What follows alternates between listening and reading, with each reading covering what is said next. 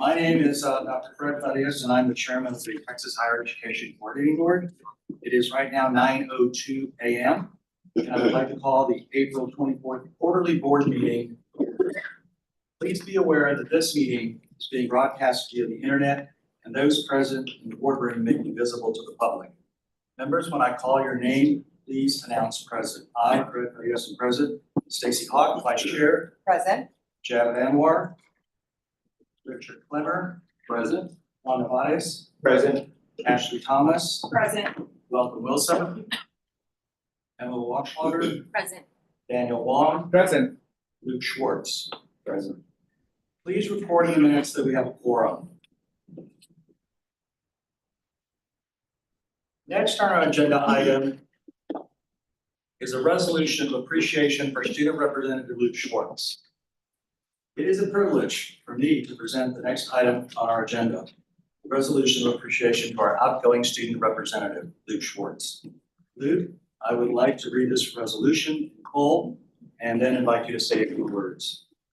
Whereas Luke B. Schwartz was appointed as a student representative to the board of the Texas Higher Education by Governor Greg Abbott for a one-year term beginning June 1st, 2024. And whereas during his tenure on the board, Mr. Schwartz served with distinction as an ex officio member of the Agency Operations Committee, the Committee on Academic and Workforce Success, and the Committee on Innovation, Data, and Educational Analytics.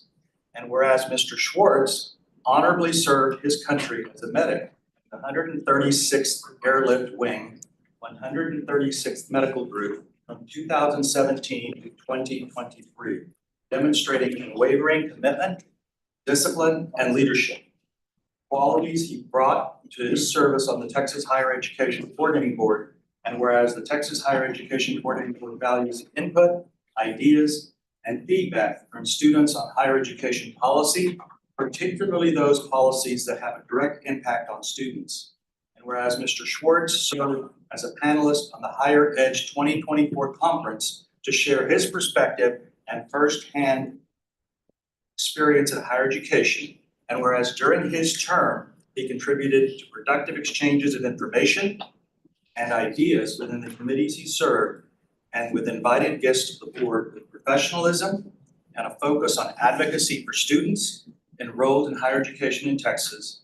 Now therefore be it resolved that the members of the Texas Higher Education Coordinating Board on this 24th day of April 2025 express their deepest appreciation to Lucas B. Schwartz for his distinguished service, dedication, leadership, and commitment to his fellow students and his country. And we offer the sincere best wishes for his continued success in all future endeavors. And be it further resolved that the resolution be included in the minutes and that a copy of the resolution signed by the board members of the Texas Higher Education Coordinating Board be presented to Luke Schwartz in recognition, high esteem in which he is held. Luke, would you like to say a few words? Yeah, Dr. Thaddeus. Last night I kind of sat up reflecting on my term over the last year. And after hours of deep thought trying to figure out what I wanted to say this morning, I came up with a resounding nothing. And I think that's because what I really want to say can be summed up in just a few words. Those two words are thank you. Thank you to you. Thank you, Mr. Commissioner, and the rest of the board. From the moment I got here on the first day, y'all did everything you could to get me up to speed as fast as possible. You supported me throughout all of this and really helped me exceed this role. I can't thank you enough for that. I also want to say thank you to Mary on the back end. You made this so incredibly efficient and profitable for me, so thank you for all of that. And then to the rest of the agency that I've got to interact with, thank you. Thank you for all you do, not only for me, but for all the students in Texas. The rest of the people in this room right now, whether you're from a higher education institute or so be it. We know you don't really want to sit through these meetings, but you're here, and I don't think you hear enough from students. Thank you for caring. The impact on higher education is truly remarkable. We really, really appreciate all you do. So thank you. Please continue to care. I've learned a lot over the last year, but I think the thing I've learned the most is that the higher education in the state of Texas is in great hands. So thank you all for everything you do. Thank you. I'm going to present you the resolution.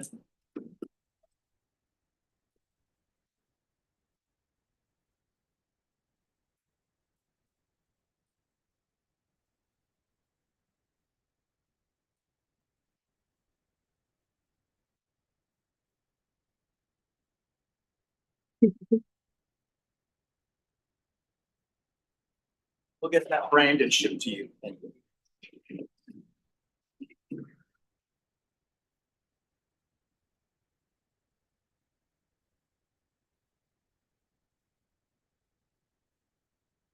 After the official business, do I have a motion to approve the resolution of appreciation for Luke Schwartz? So moved. Second. Okay. Motion by Mr. Clemmer, second by Ms. Hall, correct? Thank you very much. Oh, wait a minute. All in favor, please signify by saying aye. Aye. Any opposition? Hearing none, motion passes. Thank you. Next on our agenda is agenda item 2, Commissioner's remarks. The Commissioner will provide his remarks on some of the agenda items that we'll be discussing today. Commissioner. Thank you, Chairman Frias. Good morning, board members and everyone who's joining us either in person or online. I want to begin just by reinforcing a couple of things the chairman said when he was presenting Luke's resolution. Luke, in addition to the board's thanks, I want to thank you on behalf of the staff for your time and commitment over this last year, serving as a student representative. You approached the role with thoughtfulness and purpose, and you've made an impact on things in higher education. You've already accomplished a great deal, from your time as an Air Force medic to your time as now in your journey to be a physician. And from our conversations, I know that too is rooted in a commitment to service. Your service to the coordinating board is just another example of that personal commitment to make a difference, which I suspect will be a lifelong commitment based on conversation. We're grateful to have had the opportunity to work with you during this chapter of your journey, and I hope you'll continue to tell your story. Air Force medic, community college graduate, university graduate, professional school, medical school. It's a story we want for more young techs. You made a lot of friends at the coordinating board, and we hope you will keep us updated as life unfolds. Let us know where you're at. And if I ever need an emergency physician, I know at least one good one. Board members, as you heard during the committee meetings yesterday, it's a very busy time at the agency. The legislature is in full swing. We're at the Capitol. Things are moving quickly as we enter the last 5 weeks of the session. We continue to be engaged across a broad variety of topics, including community college finance, financial aid, My Texas Future, direct admissions. We're also in daily conversations with leadership offices, members and their staffs, and other stakeholders as a partner, resource, and advocate for higher education. Deputy Commissioner Keaton, Associate Commissioner Glenna Brune, and the external relations team are working tirelessly on behalf of the agency this session, and I'm very grateful. Frequently at the bottom of a job description, there's this phrase, other duties as assigned. That takes on a whole new meaning during the legislative session, and I'd like to particularly thank Sarah for her work alongside Glenna over the Capitol, along with the many other areas that she's responsible for in the agency. And in fact, Sarah is in the Capitol right now, either serving as a resource witness or preparing to do so in Senate Education Case 16. I want to take it on, speaking of the legislative action, I'll take a moment just to acknowledge that 5 of our board members were recently confirmed by the Senate. I want to thank Ms. Thomas for appearing before the nominations committee and for doing a great job representing the agency, and offer my congratulations to Mr. Clemmer, Ms. Hawk, Mr. Navarez, Ms. Thomas, and Mr. Lewis. Today's major policy discussion will focus on our ongoing efforts and emerging strategies to strengthen transfer pathways between 2- and 4-year institutions. Enhancing student mobility between institutions is essential to increasing the number of Texans completing post-secondary credentials aligned with the workforce. We've already highlighted Luke's example of transitioning from community college to the university, not the professional school. That is the story we want for more Texans, and it's essential that we continue to make the transfer journey a smooth journey for more Texans. Today, we'll highlight some of the agency's initiatives and policies aimed at streamlining that transfer process and promoting credential completion for students across the state. Finally, as we look ahead to 2030 and our Building a Talent Strong Texas goal, we'd like to take a moment to reflect on where we are and the progress we've made towards meeting those goals. Regarding our goal of having 60% of working age Texans hold a certificate, degree, or other post-secondary credential of value, in our most recent data, we see that 52% of Texans aged 25 to 34 and 51% of Texans aged 35 to 64 have reached that level of attainment. In addition to overall attainment, we also have a goal of awarding 550,000 credentials of value annually by 2030. And in 2023, again, the most recent data available, 358,000 credentials of value were included. On manageable debt, we see a bright spot. In 2023, 96.3% of undergraduate students completed with no or manageable debt, which exceeds our 95% goal. And finally, our research, development, and innovation goals.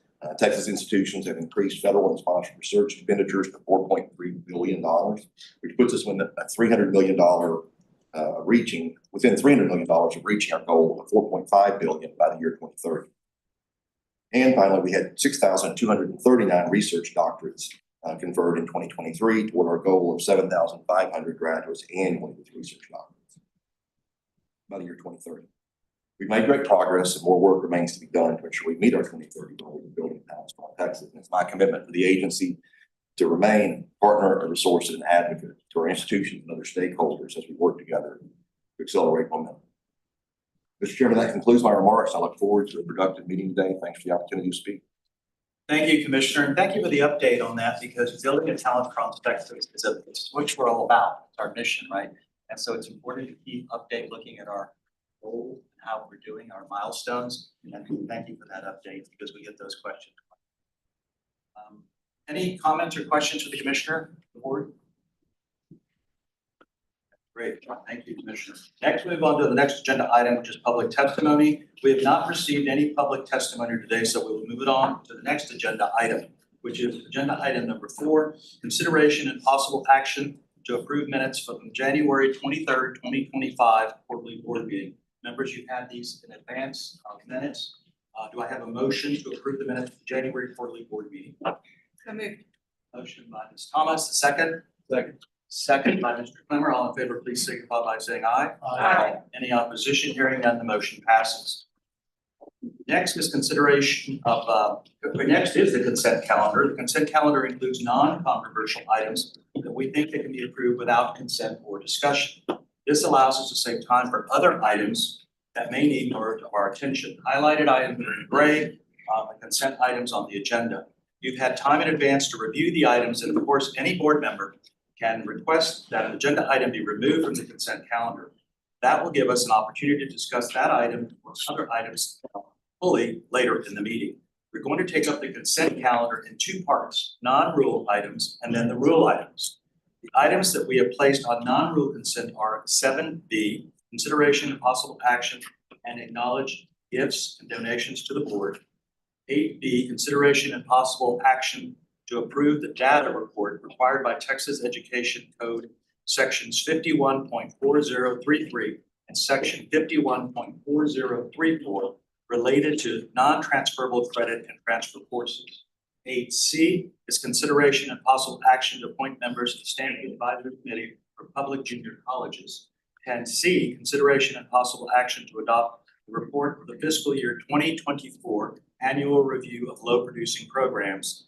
10E, consideration and possible action to approve receipt of fiscal year 2026 Carl D. Perkins Community and Technical Colleges Consolidated Grant Funds not to exceed $43 million and receipt of fiscal year 2026 Carl D. Perkins State Leadership Grant Funds not to exceed $5 million. 11B, reports on grants and contracts. 11C, review of the fiscal year 2025 financial report to the board.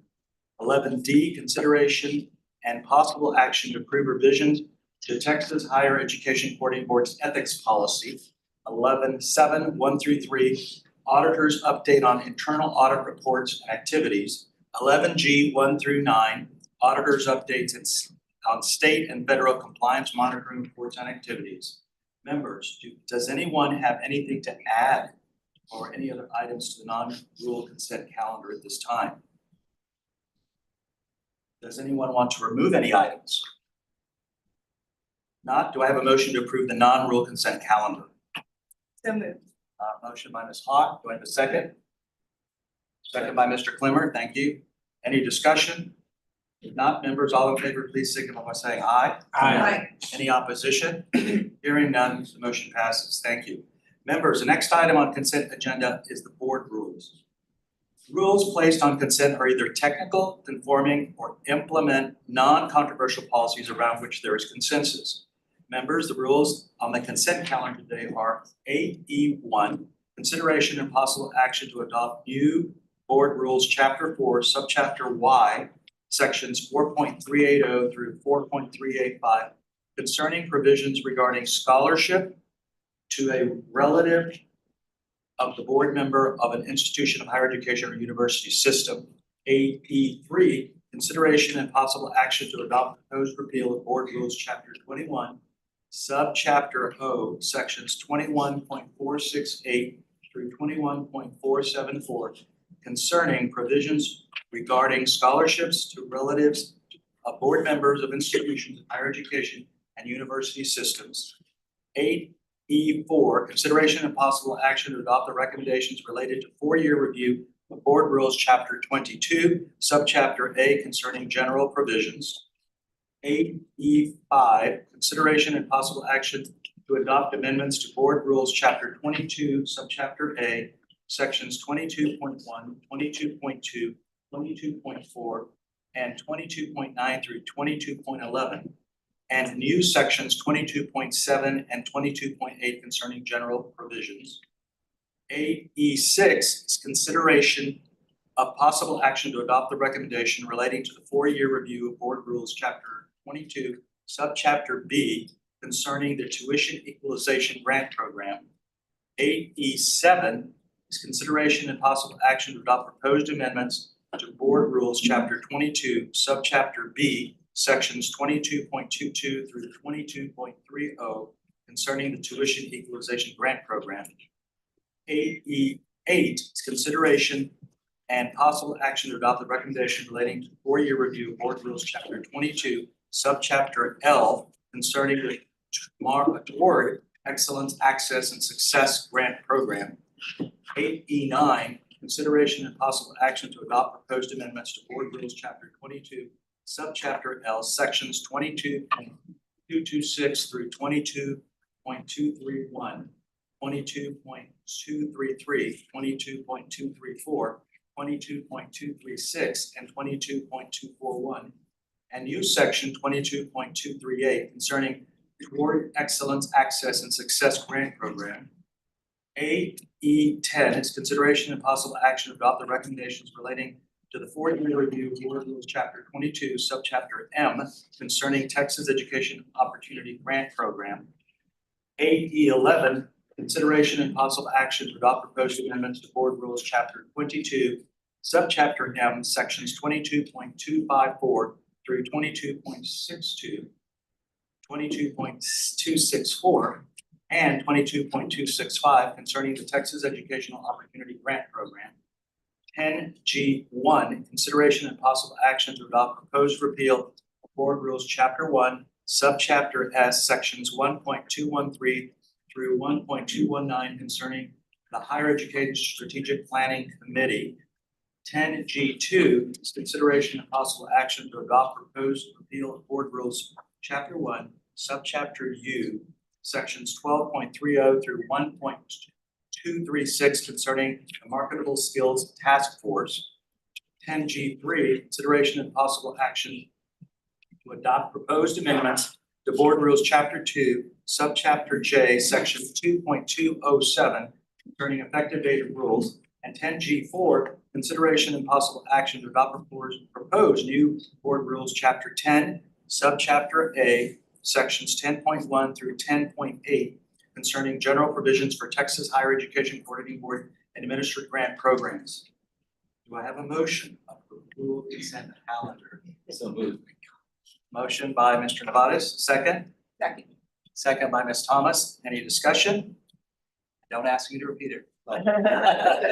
He likes to do that sometimes. But that's okay. Hearing no discussion, members all signify by saying in favor, aye. Aye. Any opposition? Hearing none, thank you. The motion passes. Thank you. Agenda item 6 is the major policy discussion. Major policy discussions and topics of interest are where staff, policy experts, and stakeholders provide coordinating board members with information on higher education policy matters or initiatives that have the potential to impact Texas statewide. The major policy discussion will focus on strengthening transfer pathways in Texas. Dr. David Troutman, Deputy Commissioner of Academic Affairs, and Dr. Melissa Humphreys, Assistant Commissioner for Data Management and Research, and Elizabeth Mayer, Assistant Commissioner for Academic and Health Affairs, will present this item and be available for questions. Dr. Troutman. Good morning, Chairman, Vice Chair, board members, Commissioner Rosser. I'm David Troutman. I'm the Deputy Commissioner for Academic Affairs at the Coordinating Board. And to my right, I have with me I'm Melissa Humphreys, Assistant Commissioner of the Data Management and Research Division. Good morning, Elizabeth Mayer, Assistant Commissioner for Academic and Health Affairs. So as you mentioned, today we're going to talk about transfer. The transfer pathway is essential to how students move through our higher education system. But our system hasn't always been designed with transfer students in mind. So like many Texans, and like our student representative, myself, we're transfer students.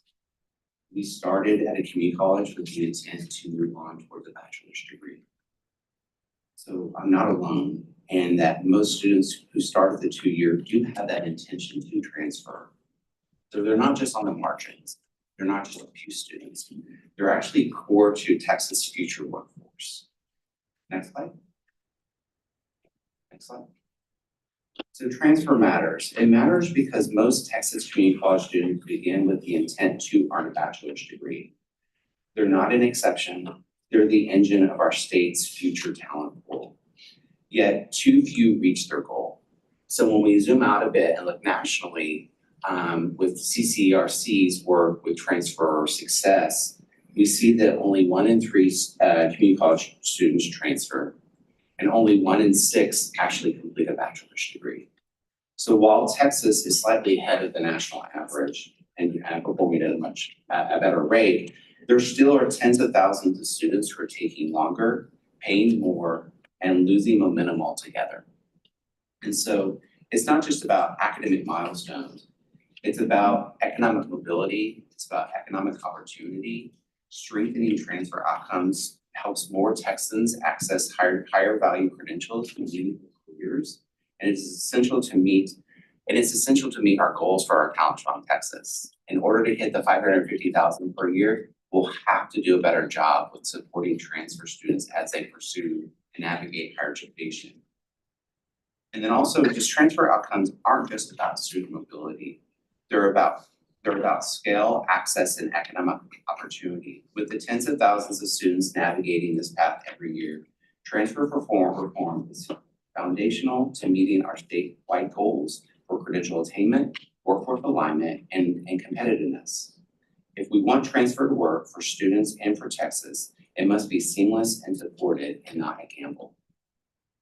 So today, we'll begin to start looking at what the data are telling us, where transfer students succeed, where they struggle, what patterns are emerging in terms of excess credit and time to degree. And so Dr. Humphreys will be sort of guiding us through that picture. She'll be embedding information that we learned from one of the state requirements that we have to put out for the report that was mentioned in the committee hearing yesterday.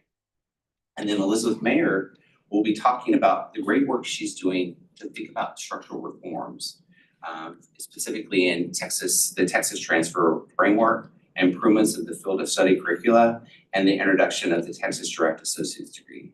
These efforts are all about reducing the friction that exists, improving how credits are applied towards the degree program, and giving the students clear statewide roadmaps of understanding how they can succeed in higher education. So this issue just isn't about student success. It's actually around a statewide talent strategy. Community college transfers represent an enormous under-leveraged pool of potential. And the question in front of us is a simple one, but it's urgent. Are our systems aligned with student intent? And if not, how do we redesign transfers so that it works at scale, not just for students, but for institutions, for employers, and for the future of Texas? Next slide. So transfer is a complicated issue, right? We have to think about the different flows of transfer. So for many years, we've talked about a 2+2 framework. 2 years at a community college and then 2 years at a 4-year institution. While in theory that sounds amazing, is that actually happening? And so if you look at this slide, it reminds us that there's not a single transfer pathway anymore. Students are deciding to go through a 2-year to 4-year vertical approach. They're going from a 4-year to a 4-year approach, and they're going from a 4-year to a 2-year. They're also going 2-year, 4-year, 2-year, 4-year, 2-year, and maybe done. Or going to a 4-year and maybe done. So I think the key here is making sure that we acknowledge these different types of momentum points and the intention behind why students are going through those navigations. So for example, a student moving laterally from one university to another might be chasing a better fit. But they may face different program requirements that delay their graduation. A reverse transfer, moving from a university back to a community college, may be cost, flexibility, or needing to complete a credential that supports re-entry into the workforce. So for example, I'll give you a cell size of 1, a case study of myself. I went to a 2-year, I took several hours, transferred, I lost around 18 hours of credit when I went to the 4-year. And then I journeyed and then I stopped out because I needed to save money. So I went back to a community college to save that money, and then I went back to the same 4-year. So it's not a unique situation to navigate the system to make sure that you can afford what you can afford at that time. So, and then the scrolling reflects just the lived reality of many students balancing work, family, and life circumstances.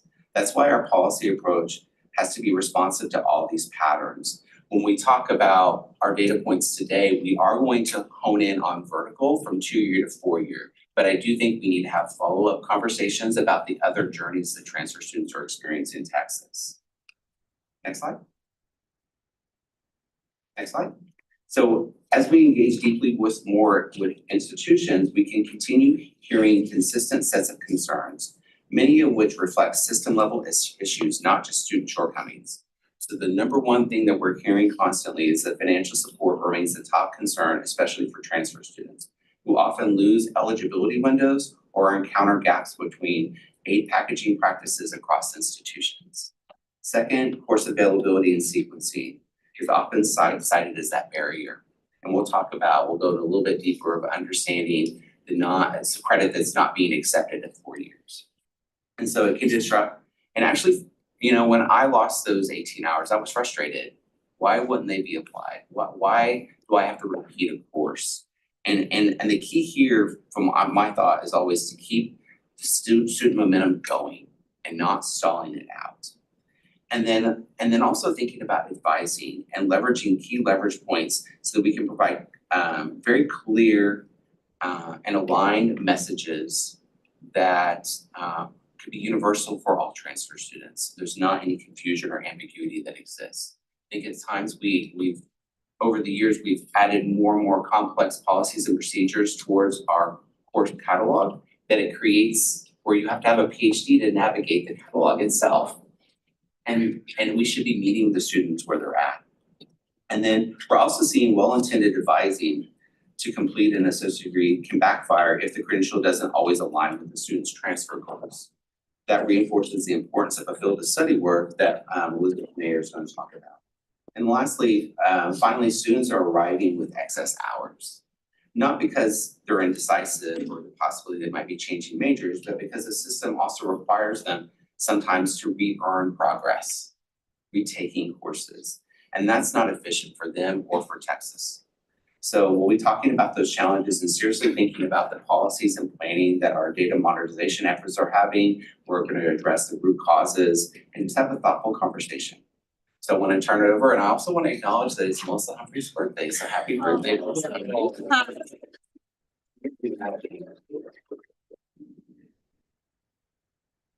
So on this slide, I just wanted to highlight, the information that's presented here is based upon the report that we are required to do annually for transfer students, and it is surveying our university partners in terms of how are they working to improve student success from a community college once they get to the university.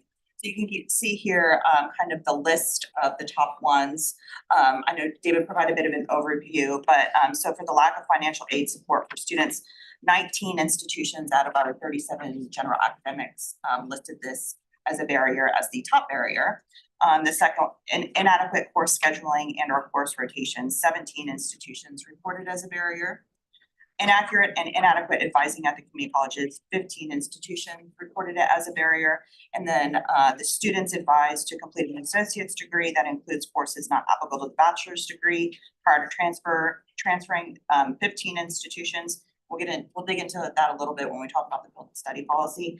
And then lastly, students transferring with excess semester credit hours. So 13 institutions reported this as a barrier, but I did want to note that for non-transfer students, the average number of semester credit hours attempted has actually been decreasing. So for the 2005 junior cohort, the average number of semester credit hours attempted was 143. But by the 2019 junior cohort, it was 143. So we are, down to 128. And then if we look at our transfer students for 2005, the average number was 146. And we're now, for the 2019 junior cohort, it was 133. So I just want to point out, like, that number is decreasing, and we're hoping it's because we're providing those clearer pathways and doing it sooner for students. So just wanted to give you some additional information and context for that. So next slide. Next slide. Right, so the next few slides, I'll go over some information about transfer students in Texas using our data. And as Dr. Troutman mentioned, we're gonna really hone in on the vertical transfer students. So looking at students who are starting at a university from a community college specifically. I also want to note that most of the data we're showing today, I mean, all but one slide maybe, is in our various transfer reports that we post online or data reports that are required by the legislature.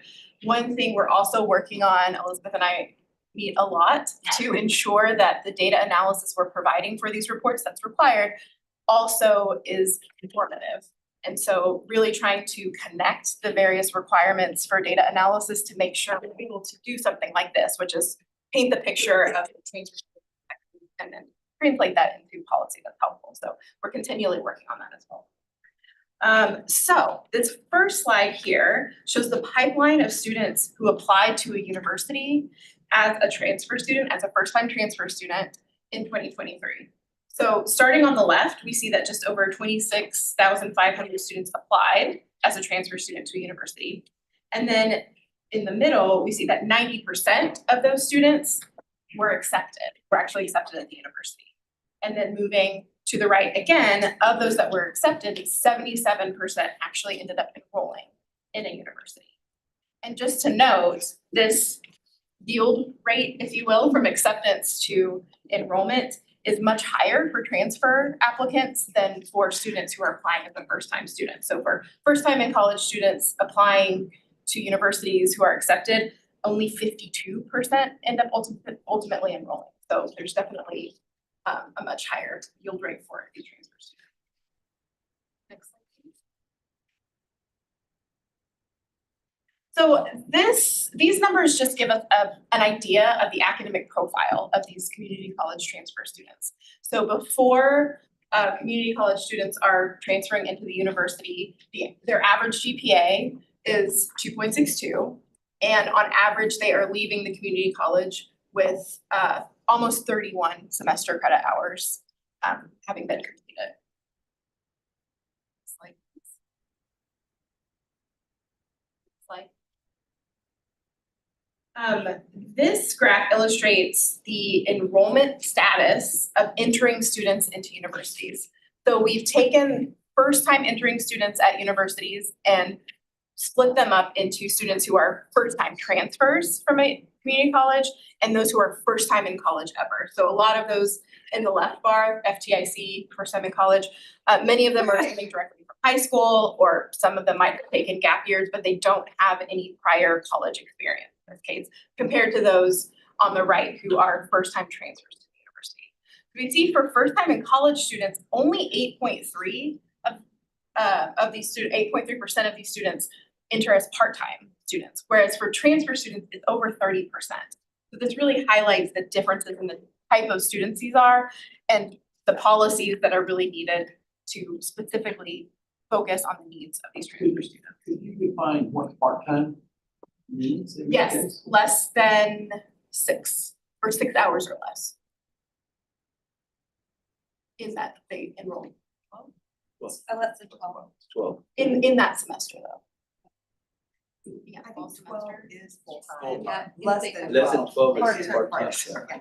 I'm explaining it twice. That's what it was back then. Yeah. When it comes to- Yeah, deep definition, I'm glad others are up here. with me. Yes. Yes. But I think this graphic also shows an importance of understanding and where we have the ability through our tri-agency relationship to understand UI wage records and actually who is working while they're enrolled. And my hypothesis there, and we can follow up and do some further analysis, I would assume that their transfer students are probably at a much higher rate of working while they're enrolled.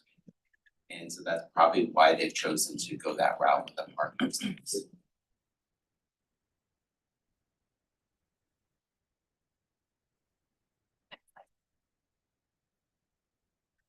So the next thing we wanted to talk about was how much variation there is within the institutions in Texas and how many transfer students they're serving. So this slide shows the universities who have the most entering transfer students compared to those who have the least.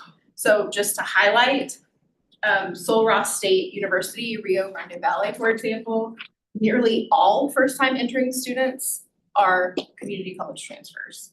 By contrast, UT Austin, transfer students only are making up about 3% of the entering cohort. This variation reflects different missions, geographic locations, histories. I will note, just for example, the top 2 institutions listed here that serve the most transfer students are upper division institutions. So this makes sense that they have a high percentage that are community college transfers. I do also think it's important for us to lean in more and have some focus groups and conversations with institutions based on this type of profiling of their entering cohorts, because we could have some really quick lessons learned from maybe U of H Victoria or U of H downtown, because they are wrestling with a higher percentage of transfer students and how they are creating processes and advising skills and competencies to help students navigate our waters versus where we can learn that and translate it into other institutions who have fewer individuals transferring in as transfer students as their first cohort.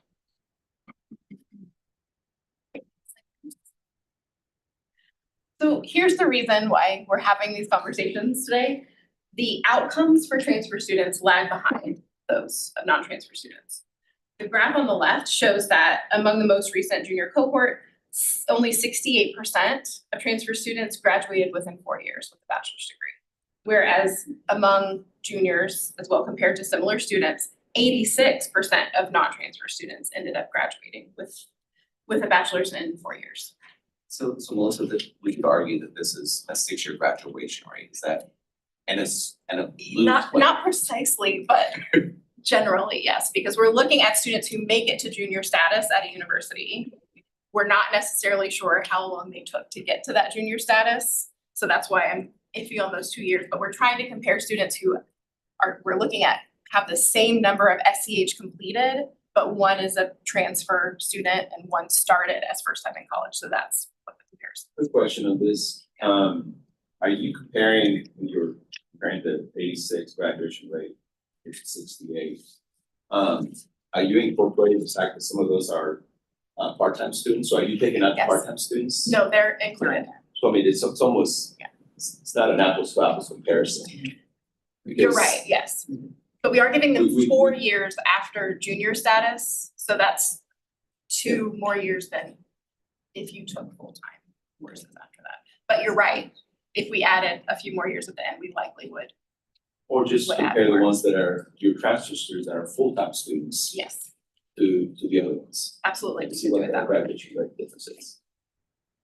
Well, and the next graph gets at exactly what you are talking about, which even among those who are graduating within this time frame, the transfer students are doing so in a much longer time frame. So the average time to degree for these students is over 7 years versus those who started first time in college, it's around 5. So it's a pretty big difference, but highlights what we've already seen. They're more likely to be part-time students.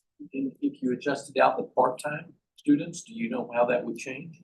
No, we can definitely do that though. I think that's an Yeah. excellent idea to Yeah. to Yeah, separate. I was curious if this is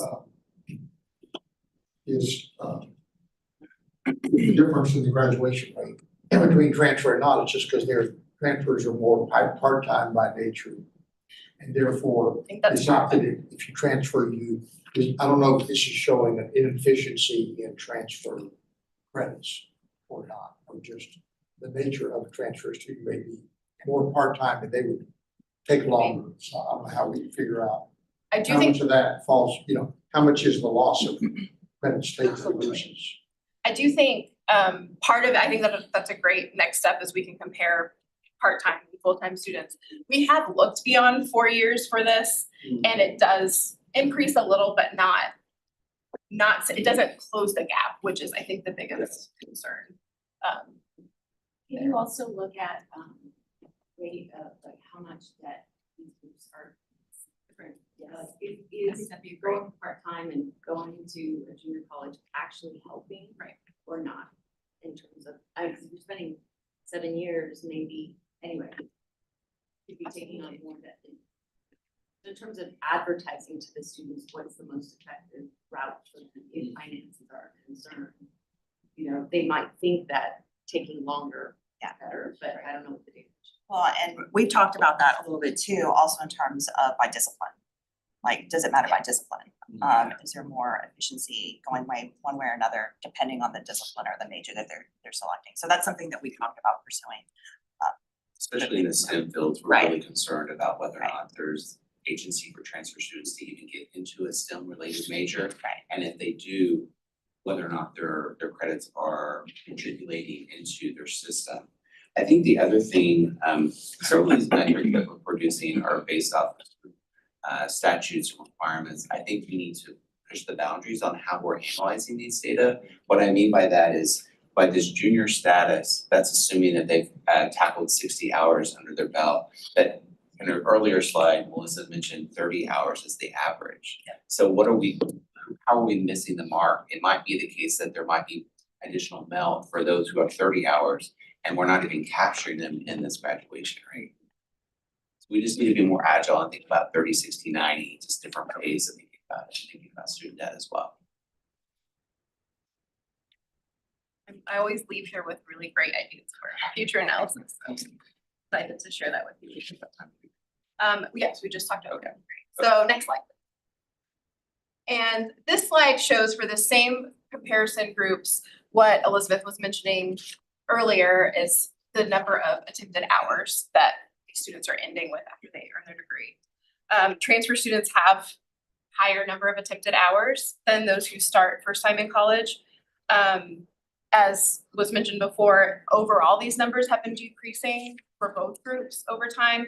This gap too has slowly been decreasing as well, which we're hoping is a sign that some of these policies specifically at the transfer of credits is helping with, and we're about to get into that discussion specifically as well. I also think just thinking about, we need to provide you additional information on the distribution that exists. And an average can only tell one story, but I think looking at the 25th or 75th or the median can also tell a story of differences. Are we seeing potentially that 133, so the average can be influenced by the extremes. So there might be situations where there's a subpopulation that actually have 150 that are pushing them up that 5 credits more. So we just need to sort of take a more forensic view of these data to understand, are there pockets of students who are receiving much higher credit? Ultimately, let's try to get it down to 120 for both groups.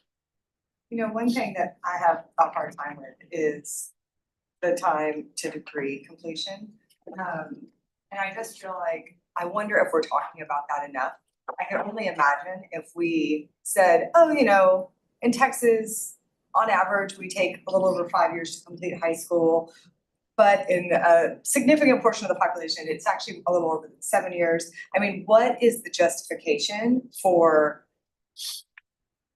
enrolling in college first time and across the board, the average being over 5 years to complete a bachelor's degree in Texas?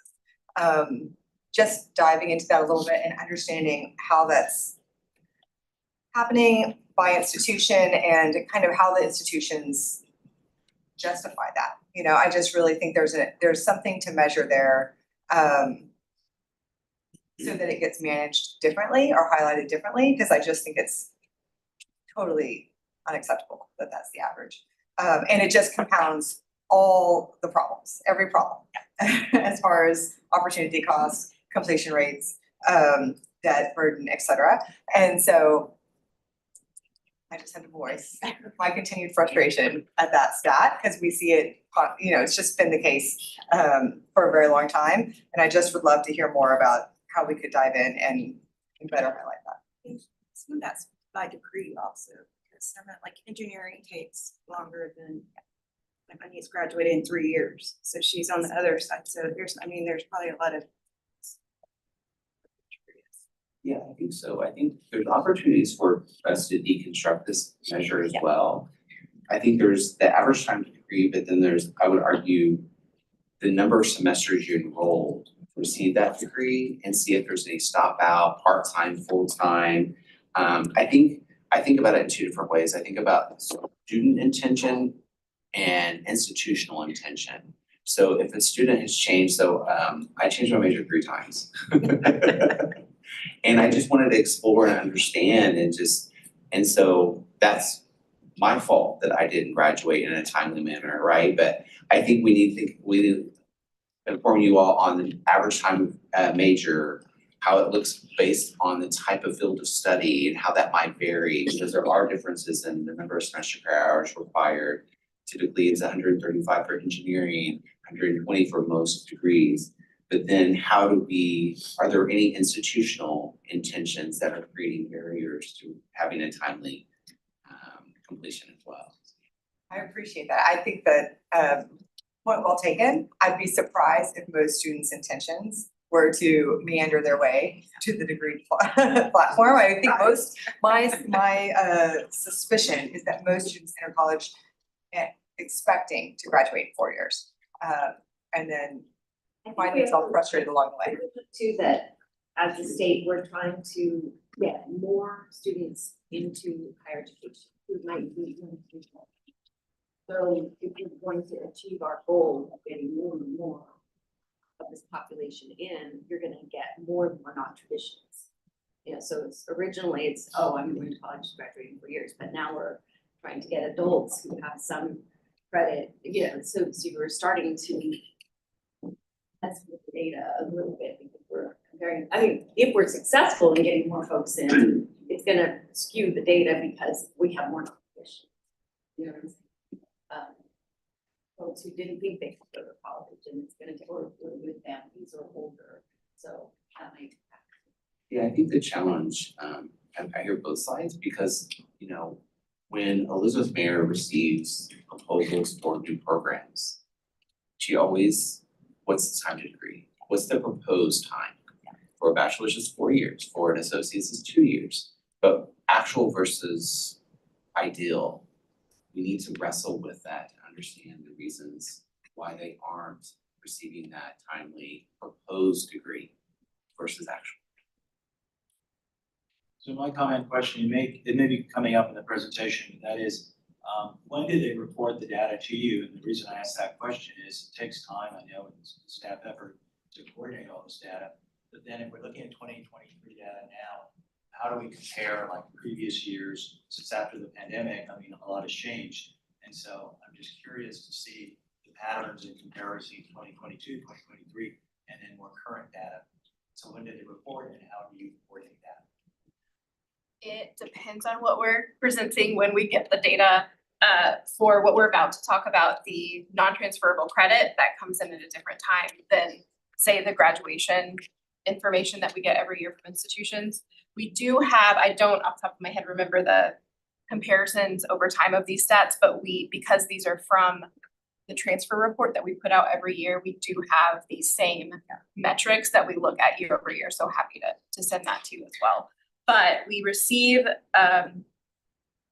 graduation information, for example, about, I would say 5 months after the end of an academic year. That gives the institutions time to compile all of the graduation information, close out and complete grades, things like that. So we're always a little bit lagged in most of our information. And just as an FYI, at the end of the presentation, there's resources And several of the reports that we do have like older data, so you can see kind of what's happening, like the excessive semester credit hours. There's a table there that shows it since 2005. We're happy to put that together and send to you also. Thank you. Also, I want to ask a question about, we've been doing all this, throughout those years, and I think you guys work very hard to try to make transfer much more easy for all the students. So are we making progress based on the yield rate? Do you think we're making progress in terms of helping the student to make that transfer much easier, and that's why the yield rate is getting higher and higher every year? I think overall statewide, we are seeing improvement. So graduation has improved slightly for everyone. And as Elizabeth mentioned, excess credit hours have improved for everyone. I think what we still are seeing though is this gap for transfer students and students who start Because directly. student has different kind of life conditions, just like we all discussed here. It's just like David is doing a different searching and different degree. So it's very hard to really get all this into a very uniform database. But I think the yield rate probably will give you a little better idea in terms of just everything average out the yield rate every year. If you can see that we are helping them to make that transfer easier, and we will claim that we may be doing the right thing in terms of making that leap into what they want. I also think it's gonna be really interesting to see this coming up data year because of community college finance. And how we've changed the culture and funding model associated with transfer students. And I really wanna see if the yield rates are impacted, so it's showing up at the 4-year, but also just the overall percentage of those who are striving towards a 4-year degree. Well, right now, a lot of community college and technical colleges also focus on work skill instead of really transferring students. So I was visiting quite a bit of them down in the Houston area. All the colleges really focus on, because we're telling them you have to show us outcome. So basically, their resources putting into the work skill. So it's not transfer student.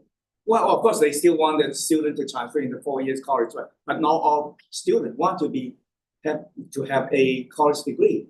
So they want to have a good job, and they're just going to those, training and certificate and accreditation instead of 4-year degree. So it would be a little totally different discussion on that. But for transfer student, I still feel like we're doing a great job.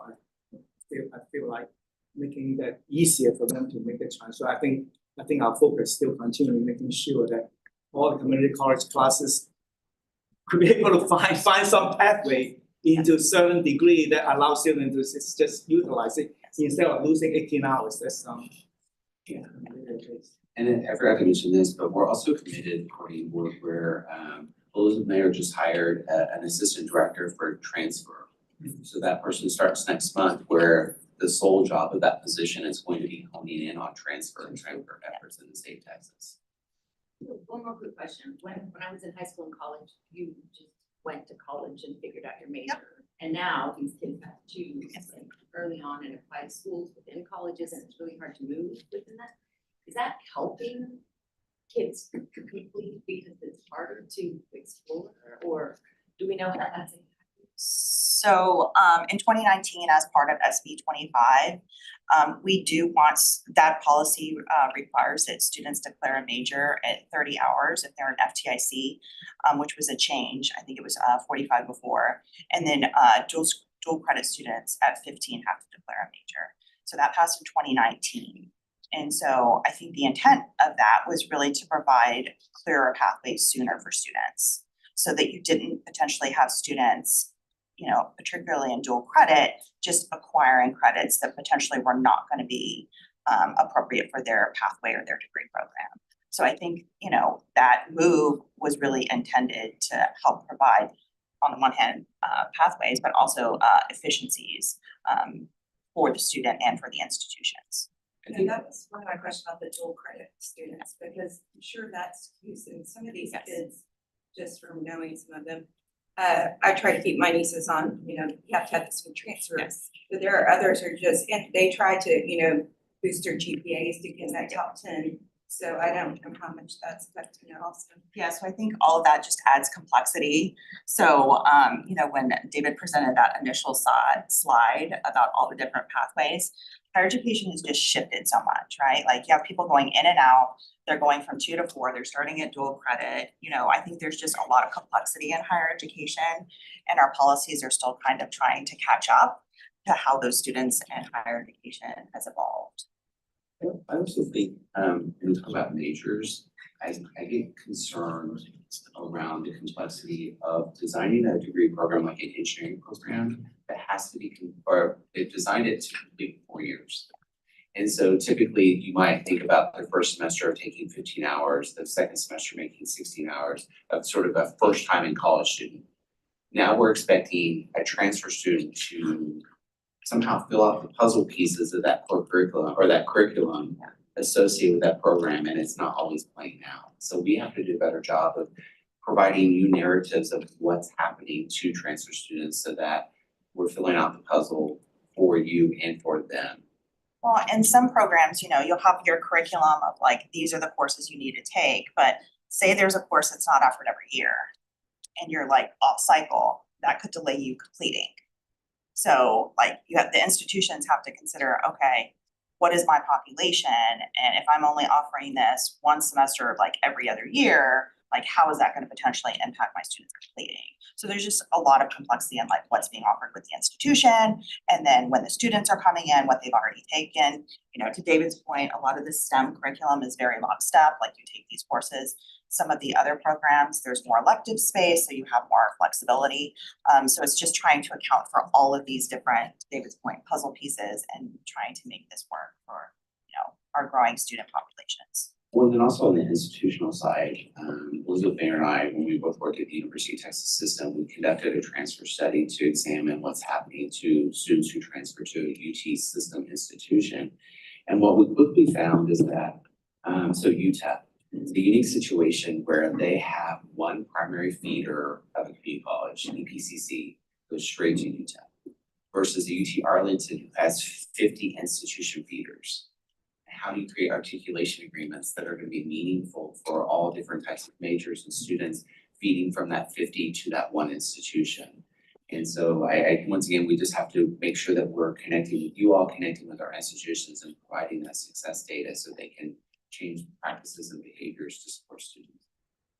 One more quick question.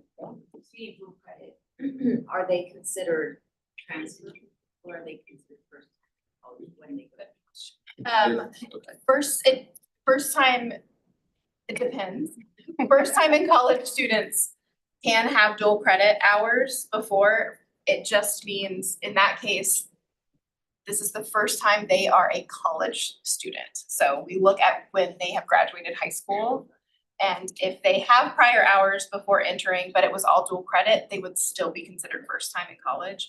And also the transfer students, doesn't mean they don't have dual credit either, but by definition, we're looking at they were college students. They had enrolled post high school graduation at a community college first before they went to the 4 year. So it's mixed, they're mixed in there, but for the traditional dual credit student that graduates and goes directly to a university, they would be first time. Yeah, I think that's the other complexity of just creating the layers of different types of students' experiences so we truly understand when a dual credit student who has taken 60 hours but now is still classified as a first time in college student at a 4 year, and then they complete a degree in 2 years, that's a success and a win, but is that actually the true experience for most students? So. Just a quick comment based on something you pointed out, Emma, which is thinking about how so many smaller, medium-sized private institutions have like a core curriculum. And that allows time for students to explore without it derailing a 4 year path to whatever they ultimately decide to major in. And just realizing that our large publics don't have that. And I know within various schools or, you know, as you narrow down, maybe to some degree, they have a little bit of core across, for example, in the engineering school, there might be some core and then you decide what your engineering focus would be in. But I just realizing that that contributes to not only like less mobility as far as making a decision, but probably also to it being more likely that there would be a misstep along the way that would contribute to a delay in your degree. That's an excellent point. I think the thing that is fascinating about both the core and the program of study is that for a first time in college student and the design of going into engineering, what they do with the design is they sprinkle, that's not a technical term, but they insert core curriculum courses throughout the 4-year plan because it's very daunting and almost impossible to take 15 hours of strictly engineering courses in one semester. So then we have transfer students taking core curriculum at the 2-year, so they've already acquired those hours. Now they transfer in. I think it would set them up for failure to require them to take all engineering courses in the same semester. So how do we find that mix to soften that course load so that they can be successful as they're pursuing that engineering degree? I have one more question. Do we have any data as to how many of these excess semester credit hours are courses that were taken through dual credit programs? Because looking at the supplementals, some of like the most commonly non-accepted courses are algebra 1, basic composition courses. I think that's what we really pitched, like the high school, hey, get a head start. Is that can be discussed? Yeah, yes, Melissa's gonna get to that All right, shortly. we'll wait. Well, the dual credit question Oh, the though dual is credit. really, it's a good one, and we could look at that, so that's.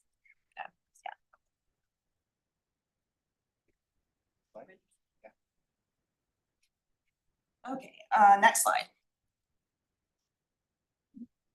So this report that we do is actually required as part of SB 25, which, as I mentioned earlier, was passed in 2019 and was a pretty significant piece of legislation related to transfer. So in addition to having students file that degree plan earlier, which was passed during that, there's also this non-transferable credit report. So I think some of the discussion even now is just trying to get a line of sight about the credits that are not counting. I mean, David talked about, you know, he had 18 semester credit hours. So the why? Why did this not transfer?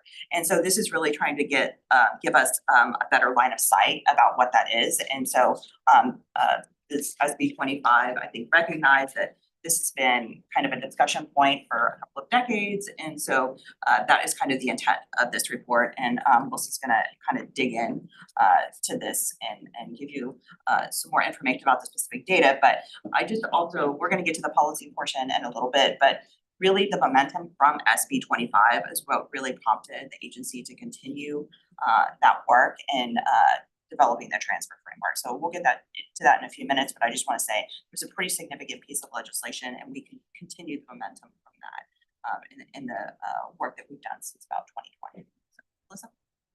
Yeah, so in this report, the data from this report come from universities, and after SB 25 passed, they are now required to report to us all credit denials once a student transfers to their institution. So within this, we look at which courses these are and the reasons why. So we can slide please. I think in your PDF, it might be showing blanks, so we'll update you and provide you additional information when you convert to the PDF. Oh, okay. So this chart breaks down the reasons why transfer credits were reported as being denied for 2024 data.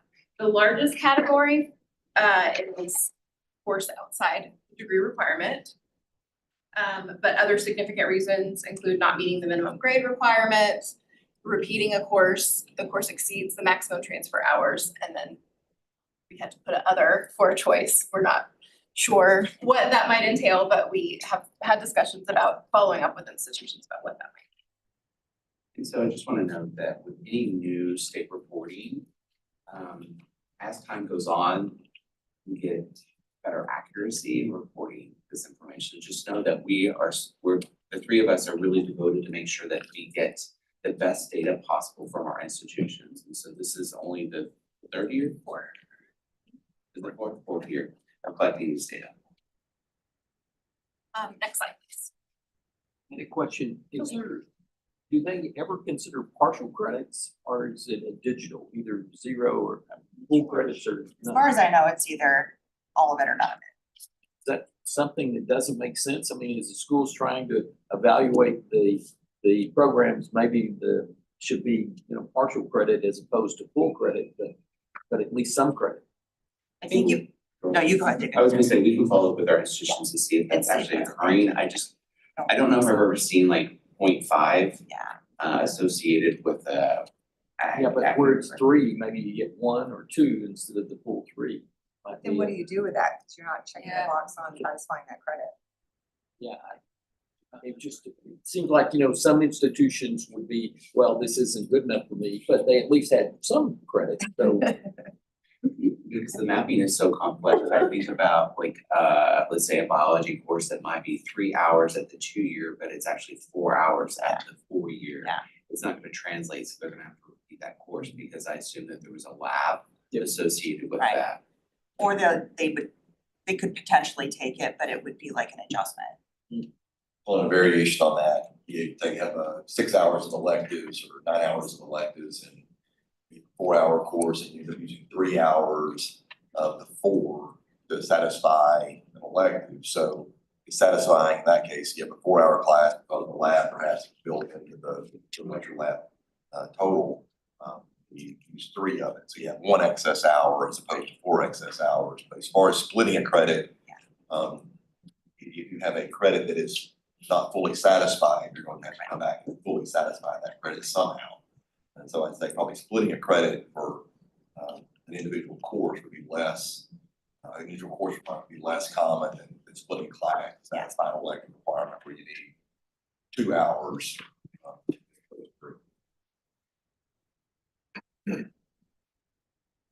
So this chart shows how many students were reported as being denied credit upon transfer in FY '24. And on average, how many courses they were denied credit for. So just under, or just over 19,000 students were denied credit upon transfer last year. About 30% were denied only 1 course. I think the thing we have talked about and kind of concerning is this kind of bifurcated percentage where there's also over 20% of students who are being denied 6 or more courses. So this is 19,000. I don't know how many transfer students.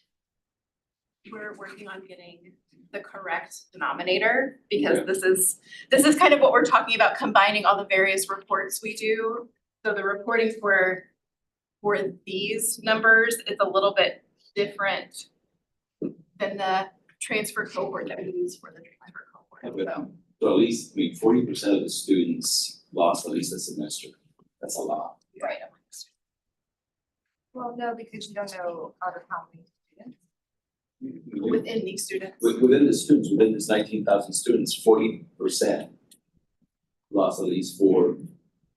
So among the students who Yes. did not get credit. Yeah, 40% lost a semester. Yeah. It's huge. That's huge. 38%. You have 22% plus 7% is 9%, that gets you to that many students that need at least 4 credits.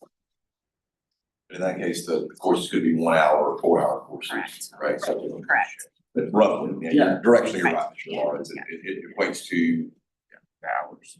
Yeah. Depending on the We course. could add the Correct, FBA. yes, Time expense. yes.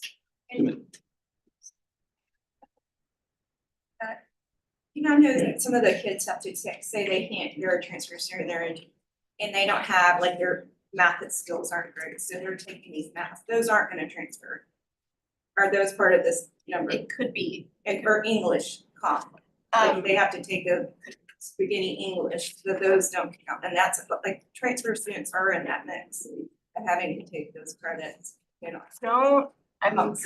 I'll double check this, but I'm pretty sure we don't require them to report denied developmental education courses. But you're right, out on the next slide, we'll see, for example, one of the top denied courses is college algebra. Okay. And this could be the situation there too. I also wanna, so I think we went really quickly through the powerful slide of the 5 outcomes of why they chose, why it Do you wasn't. wanna go back? It's just, I think about almost 1 in 4 these courses did not meet a grade requirement. They got a DFW. So we have to, or they, the complexity of this is that they might have. This one, no, No. back to. Back okay. to, sorry. They might Sorry. receive a C minus instead of C There, plus in a course so that they can't move on to that other course. So just acknowledging that there's so many students in this portfolio that aren't receiving a grade. And that's just an automatic denial.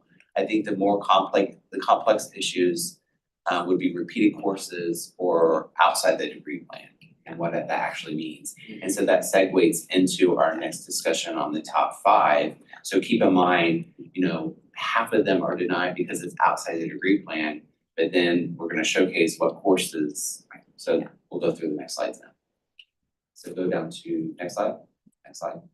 There you go. Yeah, so this table shows the specific courses that are most frequently denied or were in 2024, along with the reasons why they were denied. So we see it goes from college algebra, learning frameworks, composition 1 and 2, and United States history. I will note that these 5 plus psychology, intro to psychology, have been the top 6 over the past 4 years. So this is really, these are the same courses that are coming up year after year. And so when we think about composition 1, comp 2, US history, those are part of the core curriculum. So that should be embedded into your degree plan.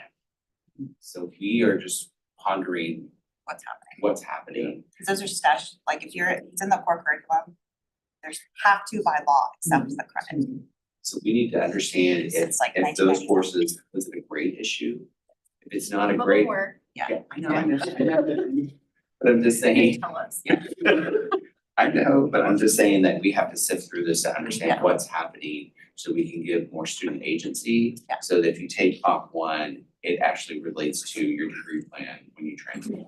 And I just want to talk about the top 2, so college algebra. So I think there's been a kind of a bigger discussion about like what's the appropriate path depending on the discipline. To your point, I think a lot of dual credit students are like, oh, just take college algebra. But like if you're gonna go into a STEM major, that potentially is not the appropriate math because they really want you to be on the calculus path. And so having the discussion and knowing sooner, like maybe college algebra, yes, it checks the core curriculum box, but it may not be the appropriate math for the discipline that you plan to go into. So there's big, yes, sir, no, sir, go ahead. Well, but that's what it does satisfy a high school requirement. Right. So, one of the things that we've talked about just in the last few weeks, and we commented on this, we do know which classes are dual credit classes. Next level analysis is, where is dual credit coming into this, and how do we, there's something about the rigor of college class, whether it be math or pre-calculus, or algebra pre-calculus. So there are maybe conflicting policy goals there too, but it's something that we can know. And then, especially like for the engineering pathway, first credit bearing math class, any engineering curriculum, any public university in Texas can be pre-calculus for calculus. And so they maybe take college algebra and then pre-calculus and calculus in your math sequence. College algebra would be an excess credit. Because there's no place to put it on an engineering degree plan. Right. And then, oh, sorry, no, you go ahead. I was gonna say, learning frameworks will always be in the top 5. Yes. Because it is a college prep. So it's really a course that's taken by community college students and is really teaching study skills and really important skills for students. And the community colleges feel really strongly about it being important to student success.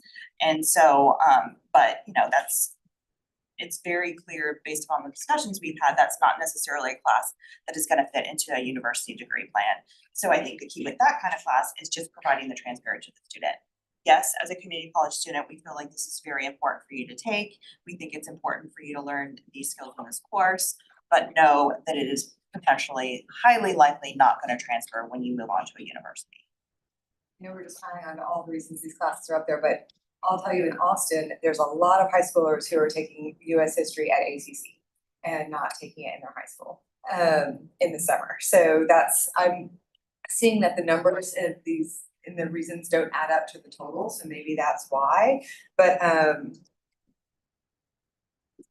I think the point is simply that there's more to tease Yes, out in all the data, and that in many cases, it's appropriate that four-year institutions are not accepting credit because it's outside the scope of what they're offering at their institution. And so, yes, getting and underlying that, good point on one to that. So we'll modify that slide. I think it's supposed to be for US history, it should be 1990 and not 100. I don't, is that, we'll look into it. We should approve that. So good catch. But Ms. Hall, to your point, I think it's the transparency issue for students. Like, you should know, yes, this is important for your higher education experience, but no, it is not gonna transfer potentially. And I think high schoolers who are taking classes, I mean, my kids are taking a whole bunch of AP classes, they don't expect to get all of those credits when they go to a four-year institution. So similarly for kids who are taking dual credit, I think that's right. Is it motivated by high school, their strategy on high school completion, or is it really about fulfilling your degree requirements in short term? I just want to tap on what you just said. It's really the students, sometimes their responsibility to look at, trying to achieve what they want to achieve. So I was just thinking, our effort can, looking in the future, is it possible we'll reach a inflection point that no matter what we do, it just reach certain effort that we try to get all this so easy for student transfer, but at some point, I think we can always trick it, but it's done, it's done. It's not like, we can just make them graduate. That's not our job to make them automatically graduate, but I think, so we'll be doing that last few years, we're trying to make all this very smooth, but is it every year the effort will be less productive, less effective. And every year until at some point, at the end of the day, it's kind of at the point that we just have to maintain and trick it. Is it possible? I'm just out I think anything's possible, like, but so I think one thing that we have to do a better job on our end when we're all these metrics that we're showing are completion bias. We're not showing that those who do not complete. Yeah. And understanding that they possibly are very angry and disgruntled towards higher education because then they transferred and then they stopped out, they dropped out because they got frustrated and lost that momentum. So we need to do a better job of communicating to you all the transparency of the non-completers of our world and not just focus on completers. That's also going to help us unpack how we can improve our policies and practices to support these students. So Dr. Wong's question, so we have shown improvement over the years of Elizabeth reference, how the measures have come down. So there probably is a point, Dr. Wong, at which you can't take into, there's nothing we can do about changes of major. There's nothing we can, probably learning frameworks will always be a course that doesn't transfer. So I think the important thing and some of the things that we are seeing in the field are the pathways with their software that informs a student that they're taking a class off of their degree plan. You realize you're taking something that it's not required for the degree you're pursuing. So how do we create transparency, create guardrails, inform students, let them know that they're making a choice that's going to delay their time to degree. There will be a point at which I think the systemic improvement can't take into account human voices, human behavior. But I don't know that we're there yet. I agree. So the good news is there's only 5 of the majority, so it seems like it'll be easier to kind of drill down and determine what's causing it. We just are showing. What are you gonna do to fix this problem? Shine a light on it. No, so there are hundreds of courses that are not being accepted. Yeah, and I think, I mean, at the top, I'm just saying, we ought to start. Yeah. Not accepted. Yeah, so I think. so are you asking, are there other courses? Because we have the whole list. No, I'm just saying that it looks like there's a consistent at the top. Yes, And so you're we ought to figure out- consistently for the last. Drill down what's really causing it. Yeah. Is it, and what can we do as a coordinating board to study the data and advise the schools, the students, the high schools of, like somebody was saying, you take this course in high school, but it's not likely to transfer these degrees. Yeah. Advisors Just in inform them college, so we don't- advisors in high school, right? Which- So we have opportunities to think about Texas Encores, providing modules of information for counselors. I think we could do a better job of enhancing My Texas Future to make sure that transfer students are seen on our website. Because right now we focus on adult learners, we focus on K through 12. We don't really mention transfer, and that's a different phenomenon, so that might be another layer. So yes, I think there's more work that needs to be done. We do have the field of study on a course has developed that for advisors. But that also needs to probably be broken out even in more depth based upon this kind of data. And really having the conversations with our institutions as well. Melissa and David know this data way better than I do, but like, you know, are there pockets of where these are particularly problemsome? And do we need to have a conversation with those institutions to just get a better understanding of why this, you know, why they're denying the credit? Mr. Wilson, your larger point, good question, again, good questions, and the conversation this morning is an example of that. We have a meeting about every other week on transfer data. And so we look at what Melissa brings us, we ask a lot of questions, and we give Melissa enough time to go back and do additional data work and come back. And so we're asking a lot of questions, trying to figure out some of the things like what is going on with these core courses. As we have psychology, sociology, and economics, 3 core social sciences. There's a 1 3-hour credit in the 42-hour core for behavioral and social science. We have multiple social science classes showing up. It's not counting towards degree requirements. What's going on? Well, I think probably students are taking more than 1 social science. Well, is that an advising issue, a transparency issue, a change of major issue? Because if you start out at not a business major, you take psychology, you change to be a business major, you need economics.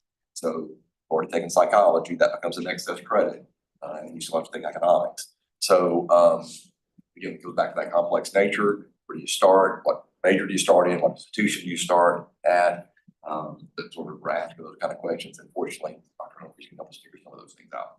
Yeah, it's a great effort. I mean, it's, the answer is not clear yet, but it's a great effort. We need to, I think Royal, probably have the best spot to figure it out. Because a lot of these counselors may not know this result is occurring. I will say too, there's a link at the end of this online if you want to look at the full report. I think you also have it as well. And in the appendix, it actually lists every single course that was denied credit, by what reason for each semester, and also this information by institution. So there's more detail. We have y'all have 4 substantive slides left, talk about what we are doing, Yes. which is really important. We want to make sure we get to those. Yes. Next slide, BJ. Next slide. Okay.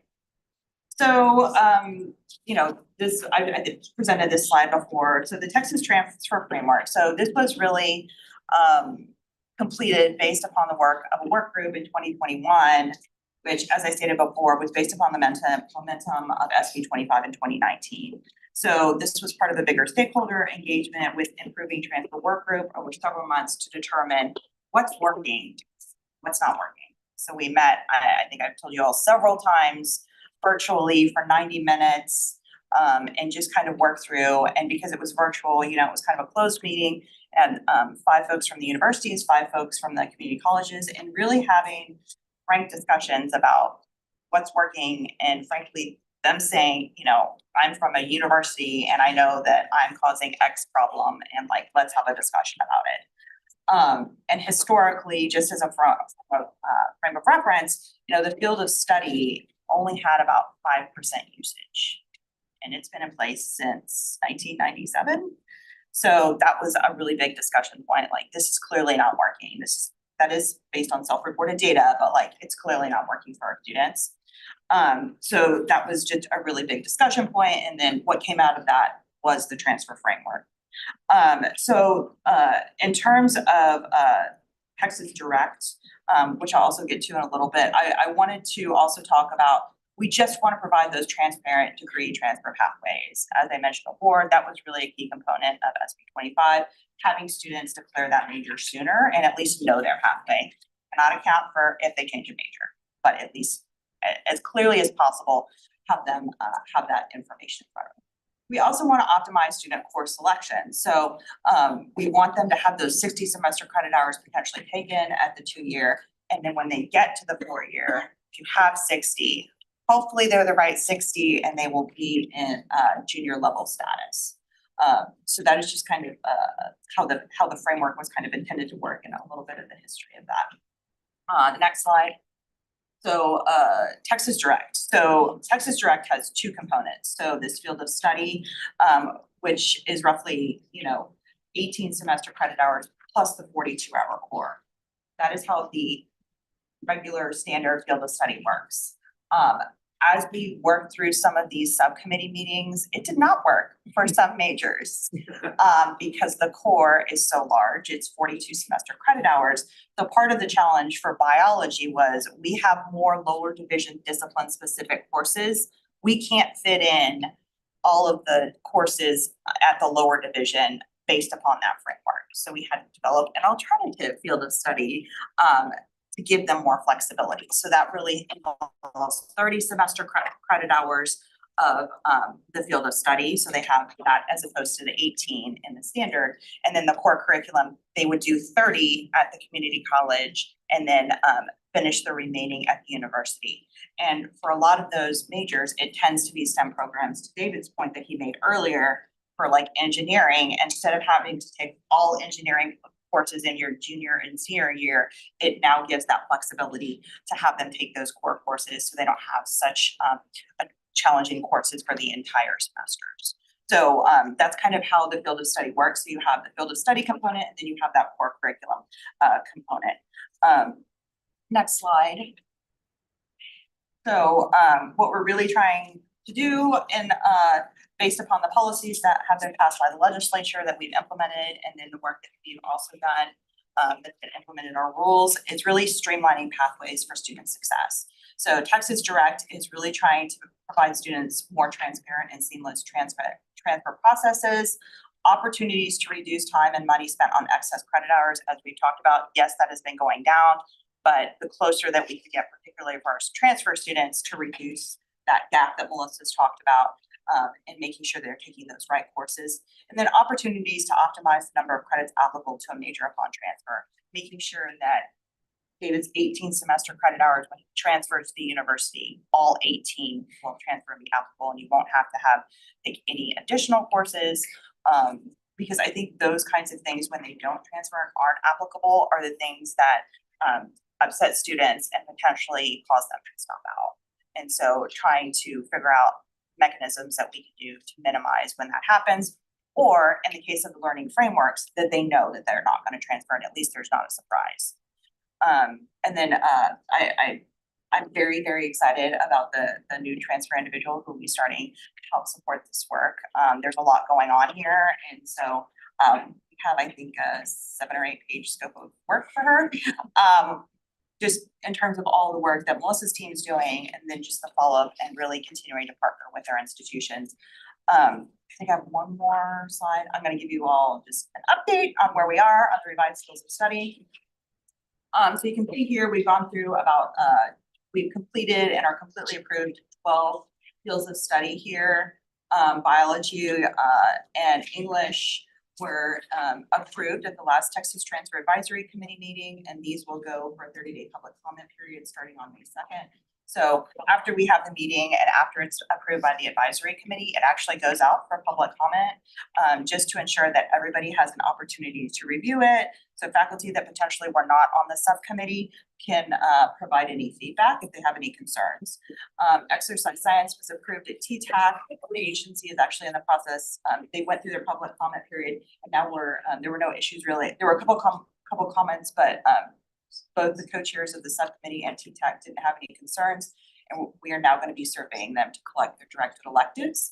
And then the history and BA we met. We need to meet one more time to just make sure everybody's comfortable with what's been developed so far. And then lastly, computer and information sciences and engineering, we are working and we'll be meeting in the coming months on that. And I do want to highlight, this work would not be possible without the commitment of our institutions. Over 400 faculty have participated in this work. I think I told you all before, this is like 4 hours one day, 4 hours another day. It's a significant commitment while they have their teaching responsibilities, because these are typically faculty in the discipline who are participating in this. So there's a lot of commitment from the faculty and frankly from the institutions to give them the time to participate and make sure that all students in the state of Texas are going to be successful for that discipline. And I think also just to recognize that while this is 18, we have hundreds of majors, these are the most popular, correct? Yes. In saying that? Yes, so these were selected, Melissa's team provides us data on the highest number of transfer majors, and what we do is we provide that to the Texas Transfer Advisory Committee. And so we are not making the decision, we are providing the data, and the TTAC makes a decision of which subcommittees and which disciplines to pursue. And I also just want to thank Melissa and her team, particularly Christina Zabala, because she also sits on all these subcommittee meetings and provides us data before the meeting so that they have an idea of the courses that are currently being offered, where they're being offered, making sure that they're the courses that they select will be offered at the community colleges. They're potentially not selecting a course that isn't widely offered across our community colleges. Great. Okay, I'm just gonna make a comment. Thank you for all the work, obviously, the institutions and your staff, everyone that's doing hard work for many hours. This has been going on for several years now, and months of work, and the staff that we have, it's an excellent job. So Luke and I would like to thank the biology group, my background in cellular molecular biology, and that's been a tough one, right? It has, I think they convened 3 or 4 times. Yeah. But they were very, very committed because they had something they thought was okay and TTAC had some concerns. So we went back and the 2 co-chairs actually did work outside of the committee to kind of, math was really the sticky point. And so they went and looked at everybody's math requirements for all of the universities to figure out kind of what was the appropriate math. And then we came back and we met. So I just, I don't want to say we did the easy ones first, but we had some lessons learned from those early ones, and the ones we're doing now are more challenging and can sometimes require, you know, even more than kind of the 8 hours during the initial meetings to kind of work through or go back and say, okay, what are the institutions doing? Well, as a board, we thank the faculty members that volunteered their time, our staff, the coordinating board, putting this together. Yesterday, at the Texas Higher Education Foundation meeting, this was highlighted, and also everyone on the foundation. Thanks everyone for all the hard work that they're doing. Other comments or questions? I do have one comment. You guys provided this report. Is this the report we provided to the legislation?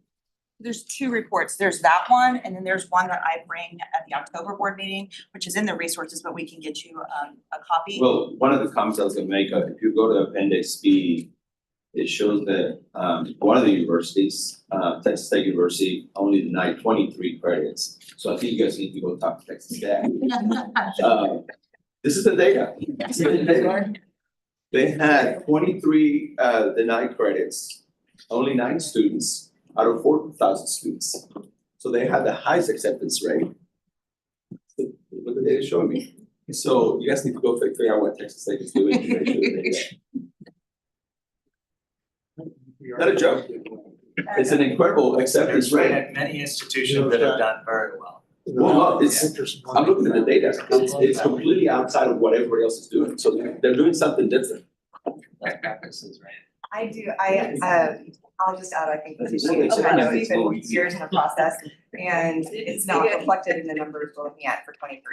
So I'm excited to see if this makes a real difference. So for a student who's going and starting at a community college this fall, will they be given this upfront when they declare an area, a field of study? How are they walked through that process to be made aware of that curriculum, that core curriculum, that field of study for an area of interest? That is the idea in terms of the like nuts and bolts of that. I don't know if I could speak to that from the institutions, but the idea is that the institutions with all the advisors have this and they're providing this because the key to the field of study and statute is that they are guaranteed to not have to take those lower division courses for the major. And if they're core complete, you know, they should be at the 60 and shouldn't have to take any other courses. And So we should get with TAC and make sure that all of their institutions are yes, taking yes. advantage of, making sure their students are equipped. Yes, and there's also in My Texas Future, or excuse me, on course, we have developed that transfer module.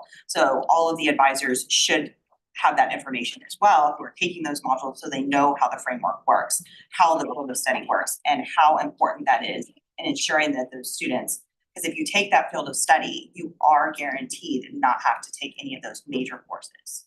So it's only as good as it gets used. Yeah, and there's certainly a communication element. Yes. So for counselors advising high school students for dual credit choices, advisors working in college campus, also with universities, so how you concisely communicate the field of study and then ensure that it's being used.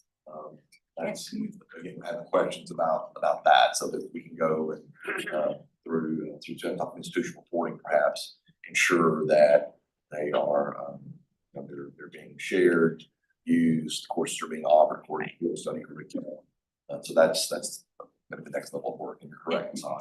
This will be the first year, I think, where we see the field of study curriculum's impact on some of these numbers for those earliest approved fields of study. And I've already talked to TAC about having our new person come and talk to them and meet with them and start working with the community colleges. I've already got that kind of in the queue for her. So when she starts, because that is a priority in terms of the communications piece, because to your point, it's only as good as who knows about it. And so, you know, I do a lot of presentations to high level, the presidents that actually work in the transfer space, both at the community colleges and the 4 years, but it needs to be down at the advisor. But you also probably need to get back to the high school advisor. Yes, So yes, that can- yes. I mean, when we're at the community college, Yes. it's a little late, so being sure that you get that, and make it simple, easy for them to communicate. Just something that, because it's not gonna happen if it's difficult for those advisors. So My what's the second- goal of direct associate degree? Is it at the end of the day, you want to have all degrees? So it would be only the ones that have the field of study component, but they would have that field of study. Right. Yes, sir.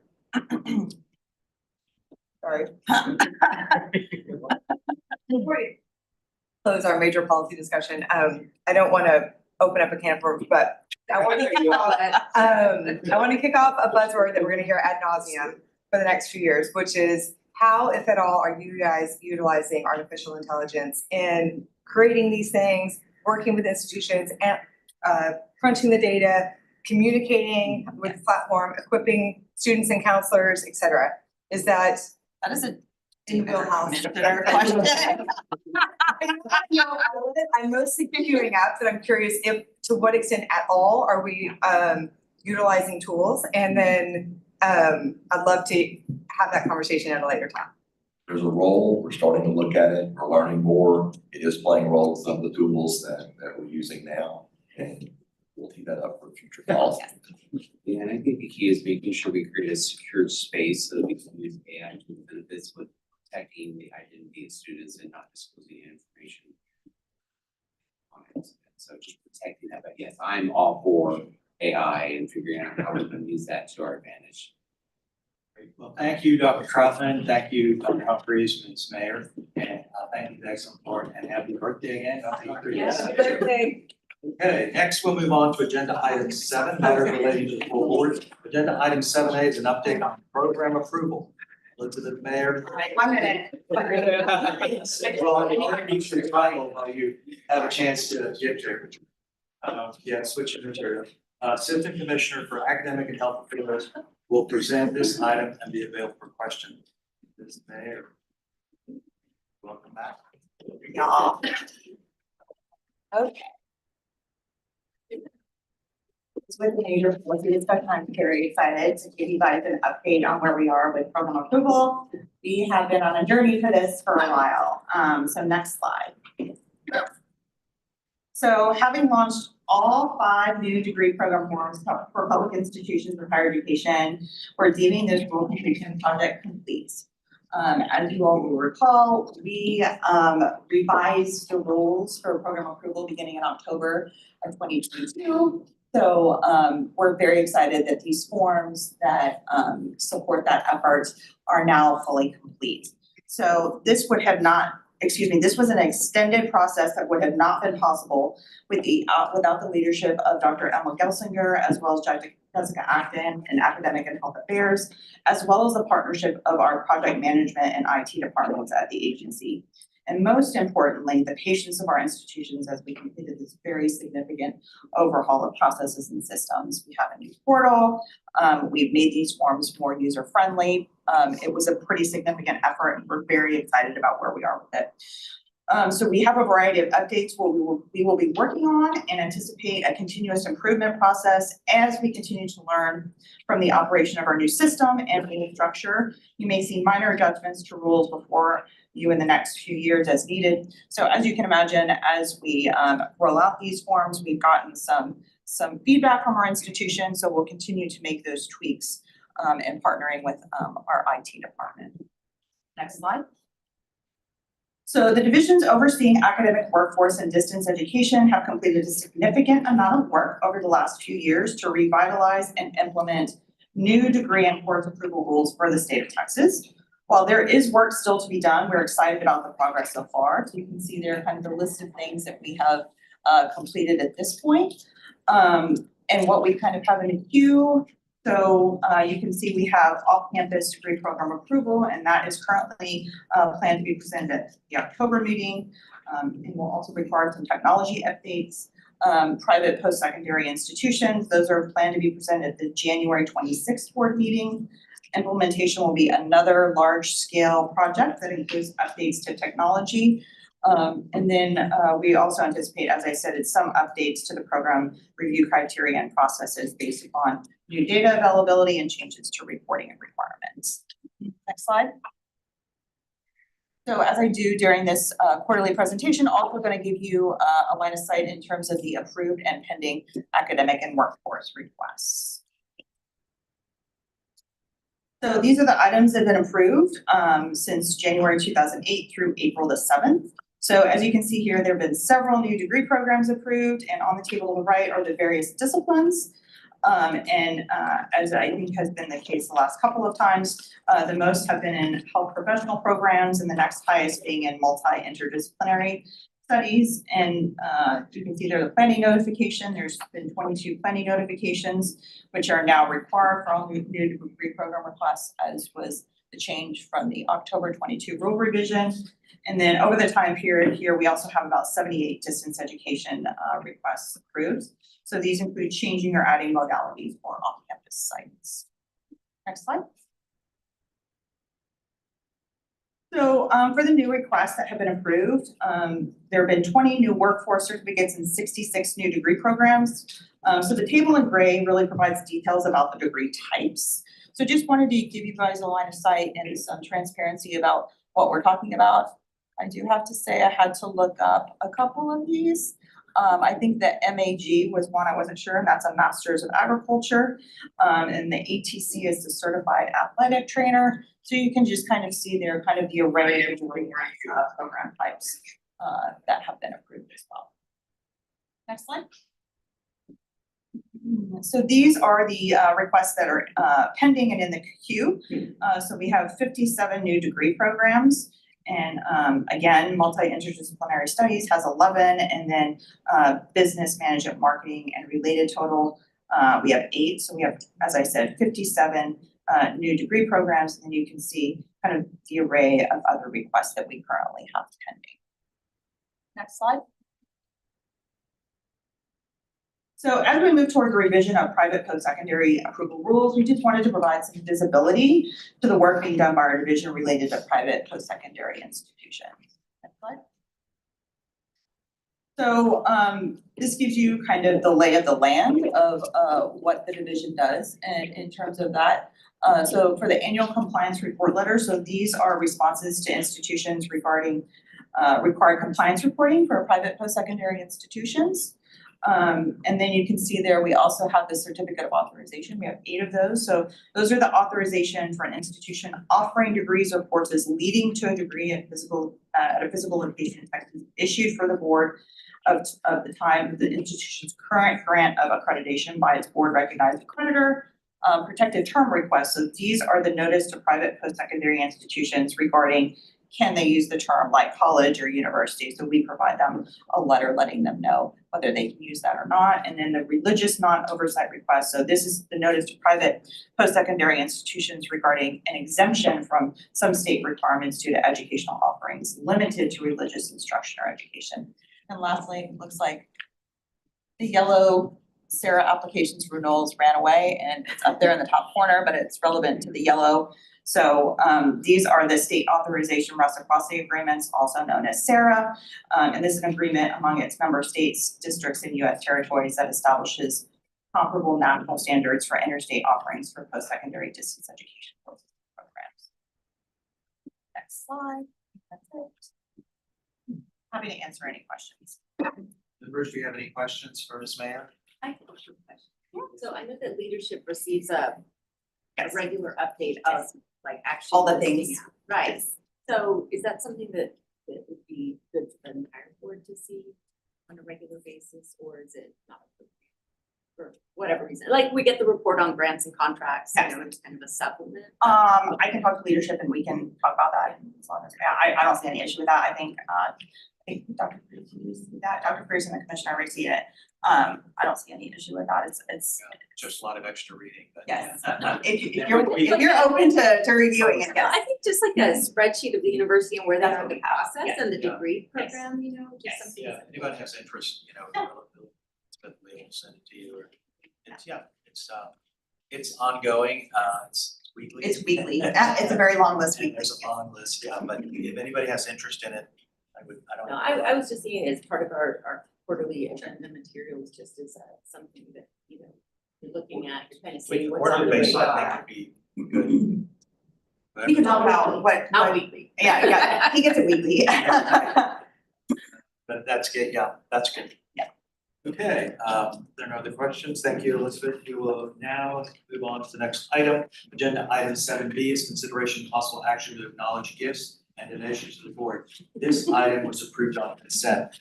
At this time, we're gonna take a short break. It's 10:49. We will be back right at 11 a.m. Take a short break. Thank you. 11 a.m. 10 minutes. All right.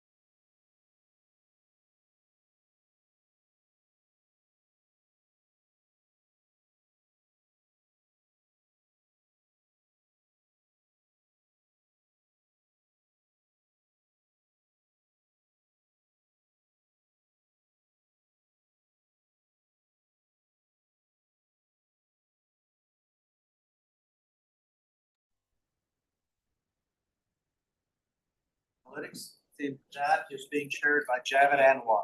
Mr. Anwar. 11:01. Good morning, my name is Javed Anwar. Agenda item 8A is a committee chair meeting overview. Thank you for joining us. Matter relating to the Committee on Innovation, Data and Education. Yesterday in the committee, we approved minutes from the January 2025 meeting, a report to the legislature, appointments to the Standing Advisory Committee for Public Junior Colleges, the high demand first list for FY 2026 and 27 edits to the board. Agenda item 8B and 8C were approved on the consent calendar. Agenda item 8D is a consideration of possible action to approve the high demand free list of fiscal year 2026-2027 award for purpose of the community college finance program. Mr. Andy McClure, Assistant Commissioner for Funding, will present this item and will be available for questions. Good morning, Mr. Chairman, board members. I'm Andy McLaurin, Assistant Commissioner of Funding at the Coordinating Board. House Bill 8 required additional funding for community college students receiving a credential in a high demand occupation as defined by Coordinating Board rule. In your materials is the proposed FY 26-27 statewide high demand field list, as well as the regional high demand field lists. We recommend board approval of these lists.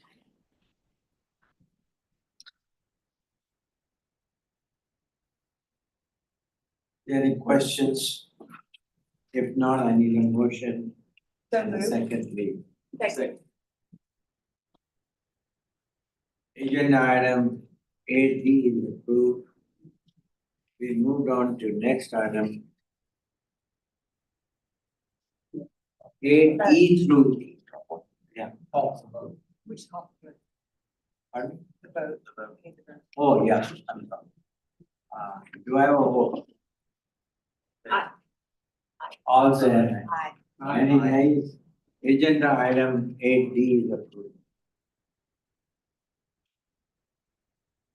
8E1 through 8E11, agenda item 3 are on the proposed rules. Agenda item 8E1 was approved on consent calendar. Agenda item 8E2 is consideration of possible action to repeal Board Rule Chapter 13, Subchapter P, Section 13.47 13.477 concerning the community college finance program for fiscal year 2024. Mr. Andy McClure will present this item and will be available for questions. Subchapter P outlined FY 2024 rules for community college finance. These rules are now obsolete and have been replaced by rules in Subchapter S. We recommend board approval to repeal these obsolete rules. Is there any questions? All in favor, say aye. Oh, we need a vote. I need a motion. So moved. And all in favor, say aye. Aye. Any opposed? Agenda item 8E2 is approved. We move on to agenda item 8.3 through E11 were approved on the consent calendar. This concludes our portion of this meeting. Thank you, gentlemen. I'm sorry I have to leave, and I'll see you next time. Thank you, Mr. Anwar. No, I'm on a tight schedule. I don't want. Mr. Wall has a question at the end of the meeting. Next on the agenda, item 9 is lunch. We'll work straight through. That's okay forward. That will bring us to agenda item 10, matter relating to the Committee on Academic and Workforce Success chaired by Emma Walsh. Emma? Good morning. During the Committee on Academic Workforce and Success meeting yesterday, the committee approved the following items. Minutes from the January meeting, a report to the legislature, a report on load-producing programs, a certificate of authority to grant degrees in Texas, receipt of fiscal year 2026 Perkins funds, 7 new degree programs, and updates to board rule.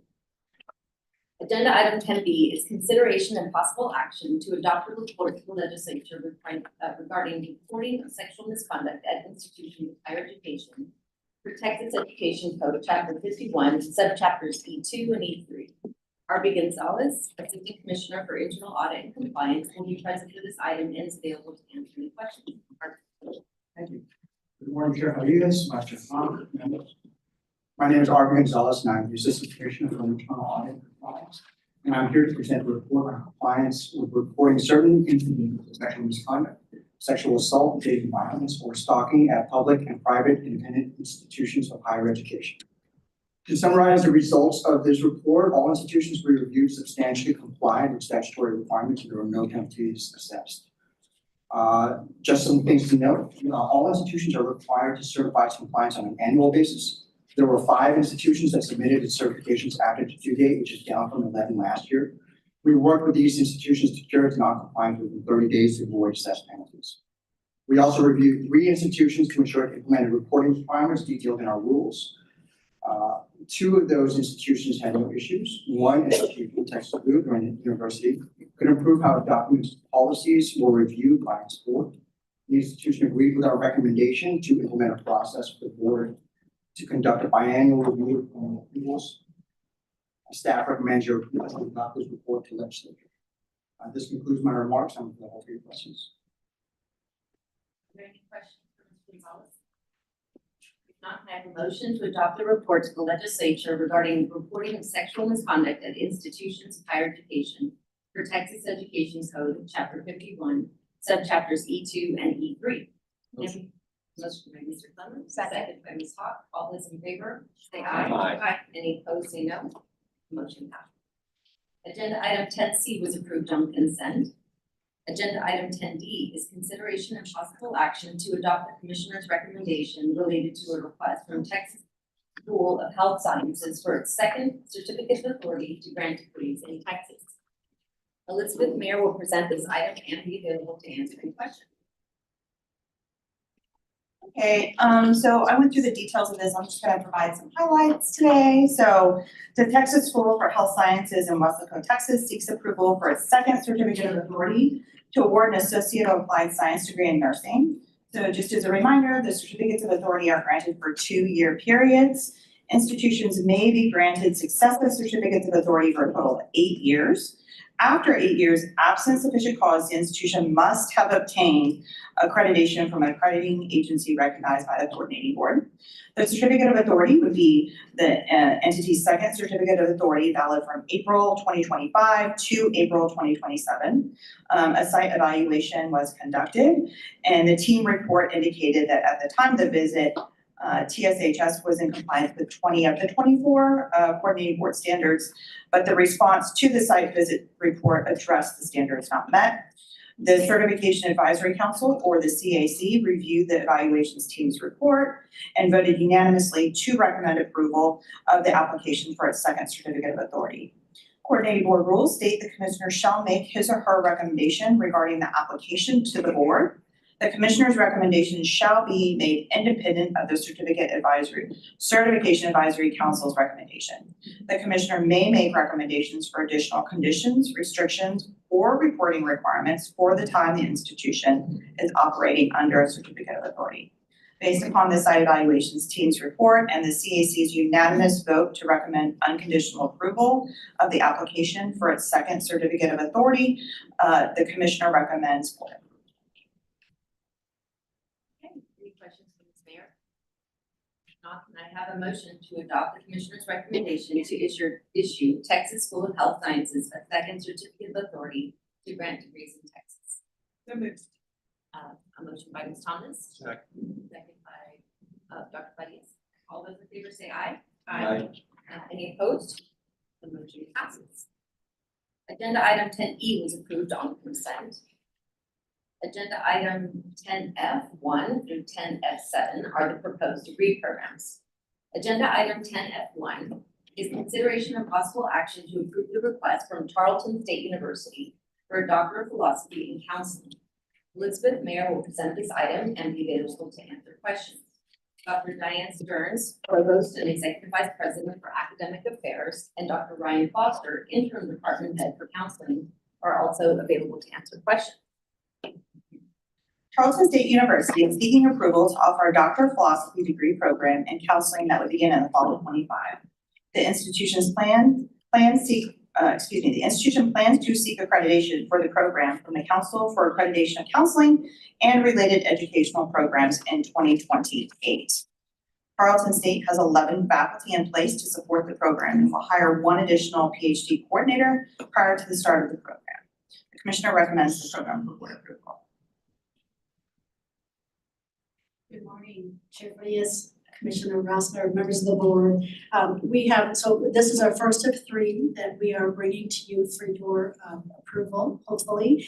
And first, I would just like to express my thanks again for the outstanding staff at the coordinating board, Ms. Neal, who worked with us on counseling, Ms. Acton on psychology, and Dr. Ritchie for physical therapy. Of course, Ms. Mayer for everything, and Stacy Silverman at the A&M system, who have, all of them have worked to help us get these programs as good as they can be for your consideration. And so we are bringing you these proposals because we seek to support Goal 5 of your strategic plan to increase research activity in the state of Texas, increase expenditures, increase research degrees. And of course, these programs are contributing to, especially physical therapy and counseling, contributing to that dire need we have for increased healthcare providers in rural Texas. So thank you for your consideration. Good morning.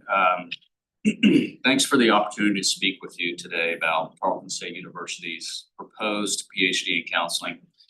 I also want to thank, mirroring Dr. Stearns, want to thank the entire coordinating board staff for contributing to improving our proposal. This program represents a strategic response to both statewide and national needs. And we're proud of the thoughtful student-centered design that undergirds our proposal and contributes to the coordinating board's strategic plan as well. The demand for doctoral level counselor educators and supervisors in Texas is clear and growing. As of early 2024, over 1,400 job postings for mental health counselors were active in Texas, 167 of which required a PhD. At the same time, the average age of counselors in Texas is 52, pointing to an imminent workforce gap. Our PhD program is designed to fill this critical need by preparing highly qualified professionals to lead in clinical, educational, and research settings. The program is built on a solid foundation. Tarleton has invested significantly in faculty, infrastructure, and clinical partnerships. We're housed at our Fort Worth campus, home to our counseling research, assessment, and training lab. Students will receive hands-on training at the Purple Counseling and Wellness Clinic, which is a collaboration with Tarrant County MHMR, where they'll engage in advanced clinical practice while serving our local community. Academically, the program fully aligns with the 2024 CAPREP standards and offers a 72-hour curriculum emphasizing advanced research teaching, clinical supervision, and ethically sound counseling approaches. Students will engage in individualized research mentorships, co-teach in our master's program, and complete internships in supervision, counseling, and teaching. Thank you for your time and consideration, and I'm happy to answer any questions. Have any questions for me? I'm just curious, Dr. Foster and Dr. Stearns, how is the licensing for counselors? What is the procedure for that? In Texas, the licensing route in Texas is LPC, Licensed Professional Counselor. And that requires a master's degree, which we offer currently. We've offered a master's degree in counseling for over 40 years. So the kind of students who would enter the program likely would already be licensed and looking to either engage in research, become counselor educators at universities and colleges. And because there's a growing workforce gap in master's level counselors, there's also a growing workforce gap in doctoral level counselors who can supervise those master level counselors. One question, real quick, are you expecting to receive some of the outside research funding for your faculty with this particular program? Yes. From the National Health, from other institutes that they provide research funding? Yes. So that will be out from outside of the state of Texas, right? Yes, there's opportunities for grant funding for the kind of research that we can So do. you need to hire new faculty for this kind of expertise, you already have. Yeah. Fantastic. Any more questions? Do I have a motion to approve the request from Tarleton State University for a Doctor of Philosophy in Counseling? Motion. Plummer, second by Mr. Wilson. Any discussion? All those in favor say aye. Aye. Any opposed say no. The motion passes. Agenda item 10F2 is consideration and possible action to approve a request from Tarleton State University for a Doctor of Philosophy in Experimental Psychology. Elizabeth Mayer will present this item and be available to answer questions. Dr. Diane Stearns, Provost and Executive Vice President for Academic Affairs, and Tom Falkenberry, Associate Dean for the College of Graduate Studies, are also available to answer questions. Charleston State University is seeking approval to offer a Doctor of Philosophy degree program in experimental psychology that would begin in the fall of 2025. The proposed program will be offered in person to students in Stephenville. There are faculty in place to support the new PhD program, and 2 additional faculty will be hired. The Commissioner recommends the program for board approval. Thank you all for being here today. Tarleton State University is proud to offer the proposed PhD in experimental psychology. This is a 66-hour program designed to meet the growing demand for highly skilled behavioral science professionals in both academic and industry settings. Our graduates will do basic and applied research on the science of human behavior, seeking to understand the factors that influence how humans behave and interact with their world. There are 2 key aspects of the program that I would like to highlight. One is that the curriculum emphasizes the development of strong quantitative skills and experience doing hands-on research throughout a student's time with us in the program. The program is particularly tailored to prepare graduates for non-academic industry careers by gaining research experience in the fundamental aspects of human behavior, such as cognition, attention, decision-making, and memory. Our graduates will be able to gain employment as behavioral data scientists, human factors engineers, UX or user experience researchers, market researchers, etc. This programmatic focus aligns with the growing demand for these jobs in Texas and beyond.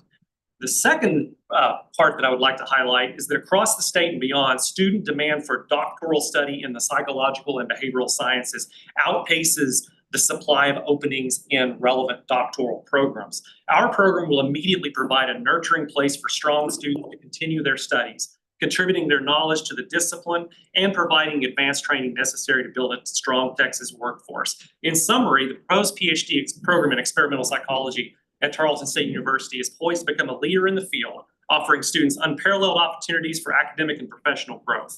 With strong faculty mentorship, competitive financial support, and high-quality research facilities, we are confident this program will attract top-tier candidates and produce graduates who will make significant contributions to their fields and, importantly, meet the demands of the modern workforce. And I'll be happy to take questions.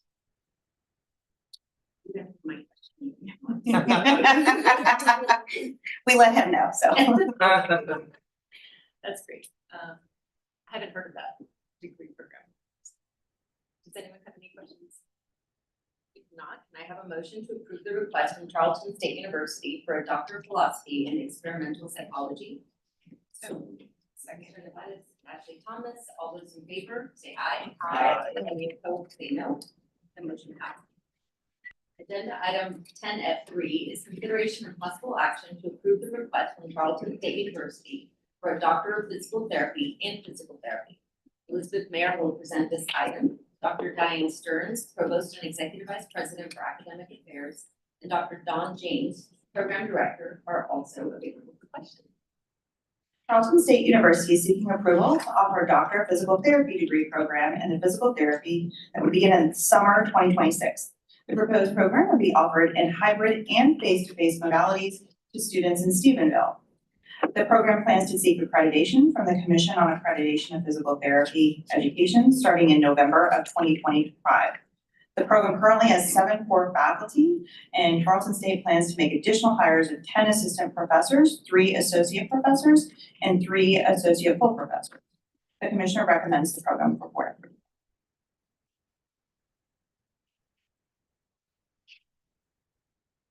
Good morning.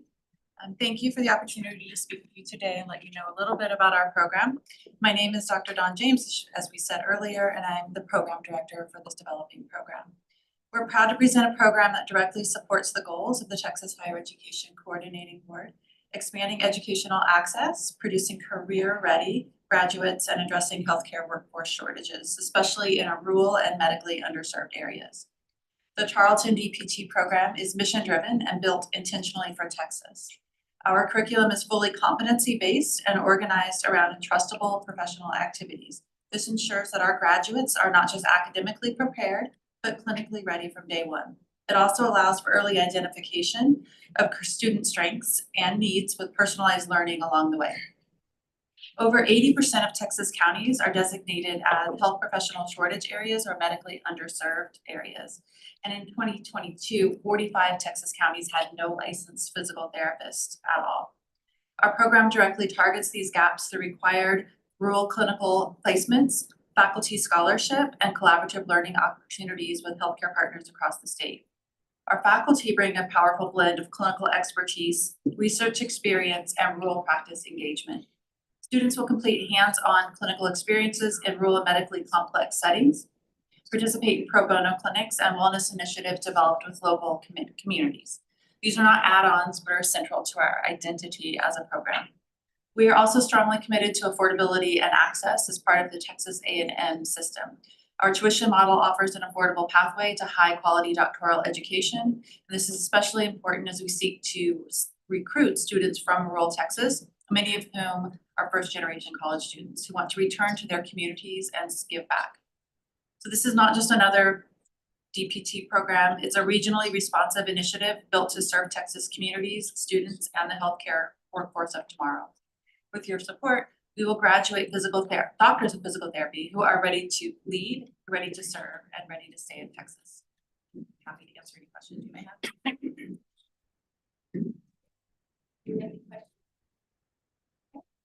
I have a motion to approve the request from Charleston State University for a doctor in physical therapy in physical therapy.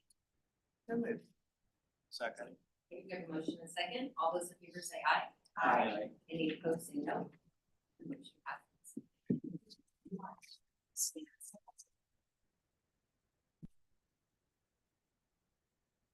Agenda item 10F4 is consideration and possible action to approve the request from Texas A&M University, Texarkana, for a doctor of physical therapy in physical therapy.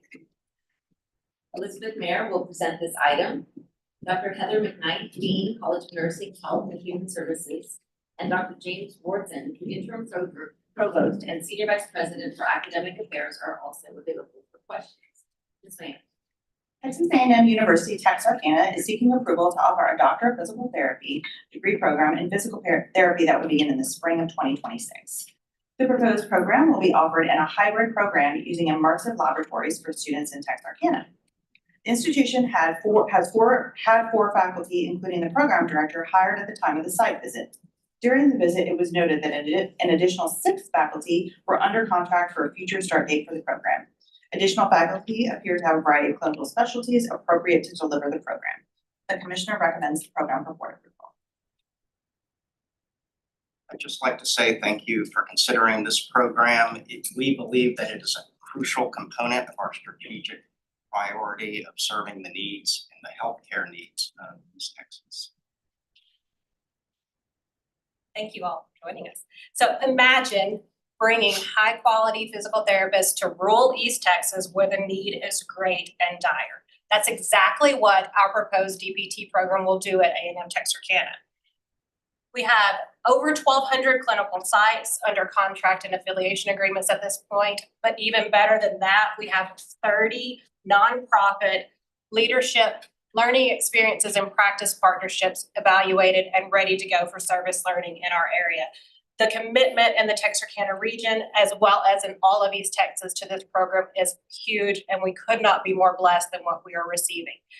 In addition to the 6 under contract that Elizabeth mentioned, we have 5 more. So we have a total of 16 contracted faculty at this time and around 75 adjuncts to help with those clinical immersions. So all the framework is there for a fabulous program, and we're looking forward to offering affordable, high-quality education, 1 PT at a time in East Texas. Thank you. Do we have any questions? How could we have any questions? Sign me up. Do I have a motion to approve the request from Texas A&M University, Texarkana for a Doctor of Physical Therapy in Physical Therapy? So moved. We have a motion. Second. Second, all those in favor say aye. Aye. Any opposed? The motion. Thanks. Agenda item 10F5 is consideration of possible action to approve the request from Texas Southmost College for a Bachelor of Applied Technology in Organizational Management. Elizabeth Mayer will present this item and be available to answer any questions. Oscar Hernandez, Associate Vice President of Institutional Effectiveness and Educational Technologies, is also available for questions. Texas Southmost College is seeking approval to offer a Bachelor of Applied Technology, or a BAT degree program in organizational psychology that would begin in the fall of 2025. The proposed program would be offered in person and online. If approved, the BAT would be would be the college's first baccalaureate degree program. Texas Southmost will hire 2 additional faculty members to support the BAT program. The commissioner recommends this program for board approval. Good morning, Chairman Diaz, Commissioner, board members. I'm Oscar Hernandez. I'm the Associate Vice President of Institutional Effectiveness and Educational Technologies, and also currently acting Chief Academic Officer at Texas Southmost College. I will bring you greetings from our board, our TSC board, and our president, who unfortunately couldn't be here today. They're currently doing a strategic plan workshop, so they're tied up in a meeting at this time. But as you know, our workforce is evolving rapidly. Businesses demand not only technical skills, but also individuals who can effectively lead, manage, and optimize organizational processes. The BAT in organizational management directly addresses this demand. This degree is not just another business degree. It's a specialized program, industry aligned, designed to equip graduates with the practical, hands-on skills needed to excel in today's dynamic workplaces. It focuses on practical application, skills-based learning, and of course, industry alignment. Graduates of the BAT program in organizational management will be prepared to lead and motivate teams, streamline operations for efficiency and effectiveness, manage projects from initiation to completion, solve complex organizational challenges, and adapt to changing business environments. Approving this BAT will have a significant impact in workforce development, in economic growth, and of course, in student success. I'll be more than happy to entertain any questions. Do you have an example of how this skill set would be used kind of in the workforce? As far as organizational management, what we're looking at is basically having managers, mid-level managers in each of the, let's say in our industries, different industries, that could lead projects from start to finish. Let me give you a quick example. We have a company that does construction. They need mid-level managers that can supervise both not only the employees, but also the project from start to finish. Mr. Hernandez, you know, I'm from the Valley, right in Thank you. Maryland. So for those that aren't familiar with the great work and the history of Texas Southmost College in Brownsville, can you tell us a little bit about the college? Sure. Thank you, everybody else. As you know, Texas Southmost College was founded in 1926. So next year we will be celebrating our 100th year. And I'm sure you will be hearing from us.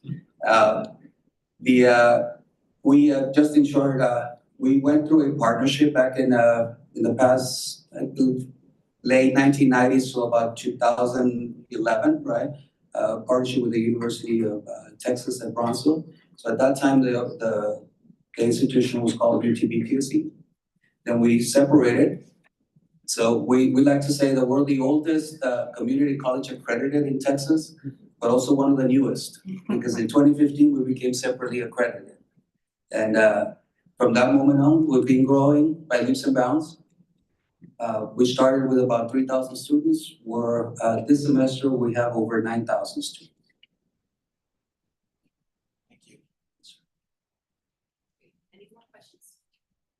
Do I have a motion to approve the request from Texas Southmost College for a Bachelor of Applied Technology in Organizational Management? So moved. We have a motion by Dr. Farias. Second. Second by Ms. Wilson. All those in favor say aye. Aye. Any opposed say no.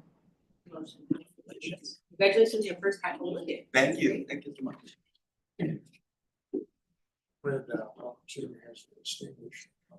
I recall. Agenda item 10F6 is consideration and possible action to approve the request from the University of Texas Health Sciences Center at Houston for a Doctor of Philosophy in Clinical Psychology. Elizabeth Mayer will present this item. Dr. Scott Lane, Professor and Vice Chair of Research, and Dr. Jairus Soares, Vice President of Behavioral Sciences, are also available for questions. The School of Behavioral Health Sciences within the University of Texas Health Science Center Houston is seeking approval to offer a Doctor of Philosophy degree program in clinical psychology that would begin in the fall of 2026. The proposed program would be offered in person to students in Houston. There are more than adequate faculty in place to support the new programs, and 2 additional faculty will be hired for this program. The Commissioner recommends the program go forward. Well, good morning, everyone. I'm Jairus Soares. I'm the Vice President for Behavioral Sciences and also founding Dean of our new School of Behavioral Health Sciences. You heard here, earlier today how pressing mental health issues, different kinds of like behavioral disorders have become. And the fact that our state doesn't really have enough professionals to provide the care that, folks need. These disorders are very prevalent. If you add them all, about 25% of the general population, and can be very chronic and hold people back, from their ability to fully enjoy lives and be fully productive members of society. So as a response to that, our, Health Sciences University of Texas Health Science Center in Houston, embarked on this new enterprise to build a new school, a full-fledged School of Behavioral Health Sciences. And this would be a very important, first PhD degree for us to offer there. We have, strong faculty, strong infrastructure in place, and I will let my colleague, Dr. Lane, to tell you all about it. Thank you. Thanks for your consideration. Good morning, committee board members, and thank you for this opportunity to give you a rationale and a summary for these 2 doctoral programs that we're proposing. Let me start by way of saying that as the Associate Dean for Academic and Student Affairs, I've worked very carefully with the program directors to build the curriculum and bring the faculty together to put these programs in place to be a leader both in the state and nationally.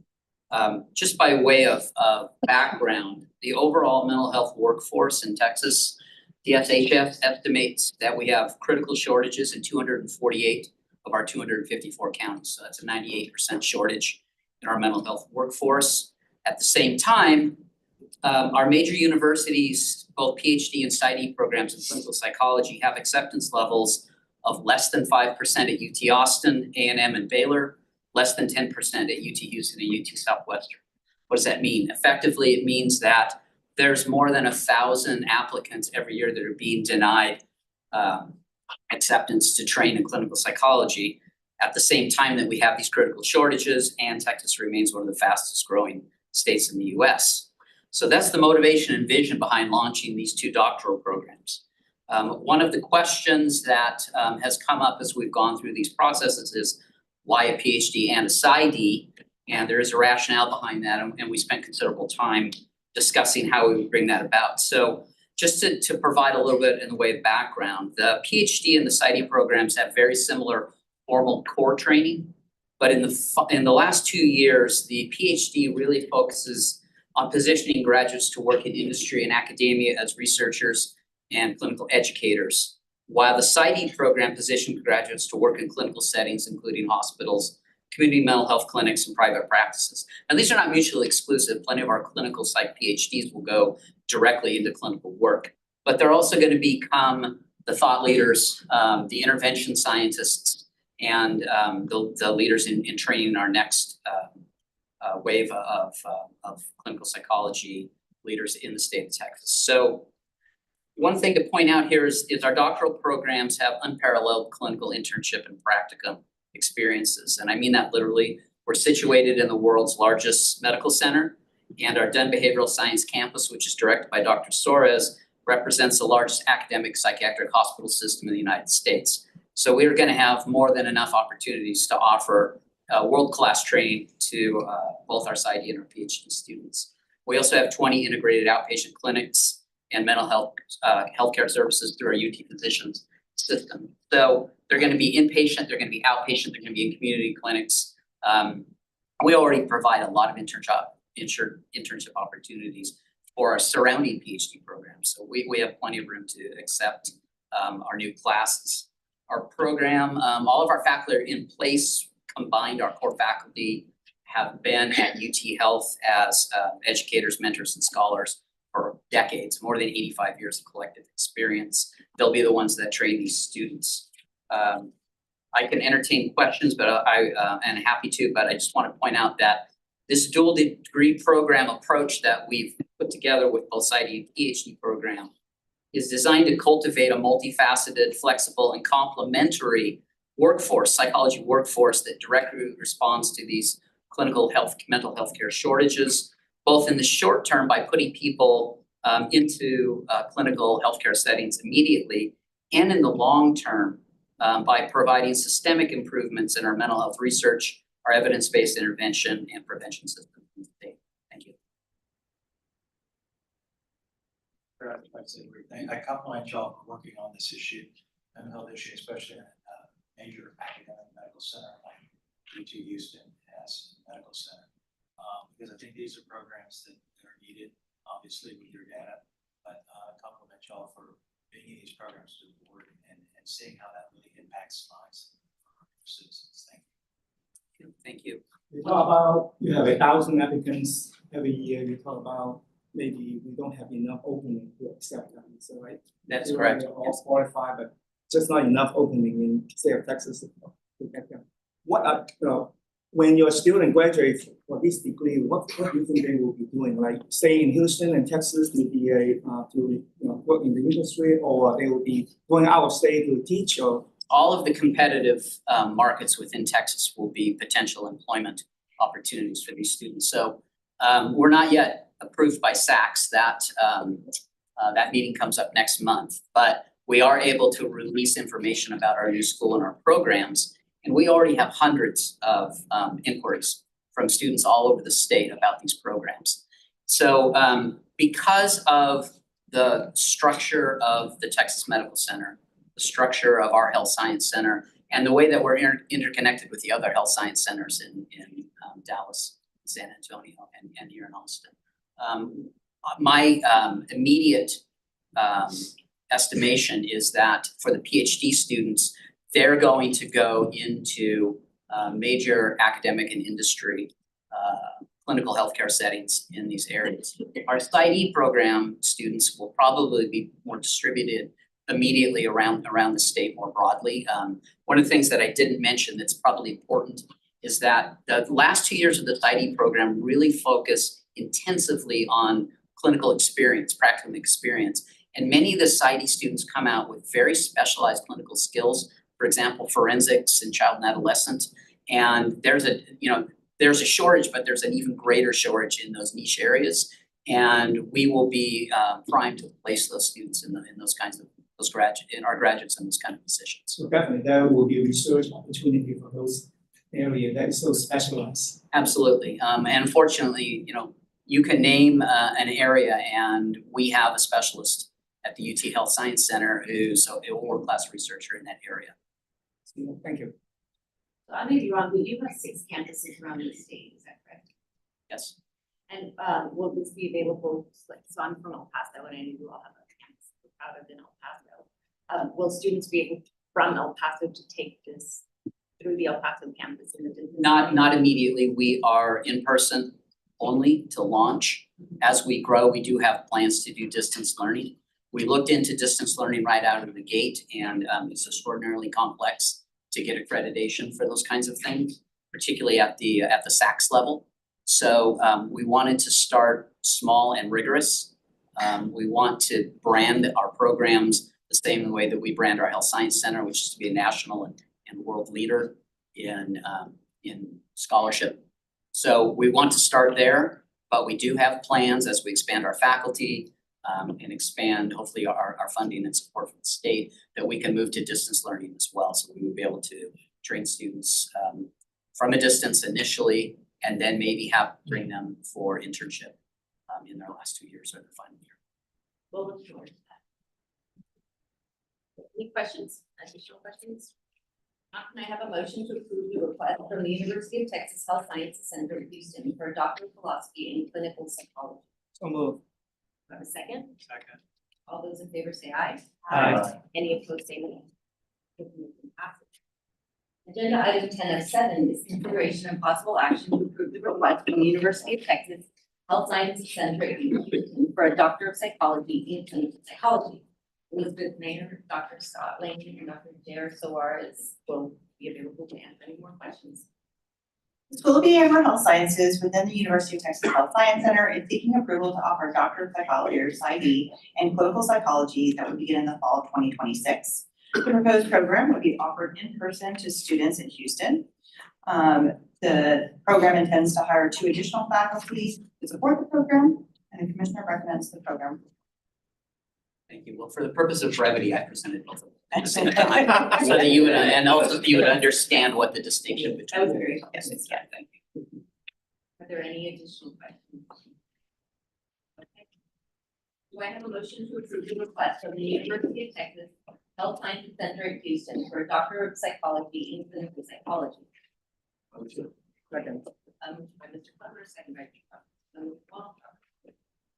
All those in favor say aye. Aye. Any opposed say no.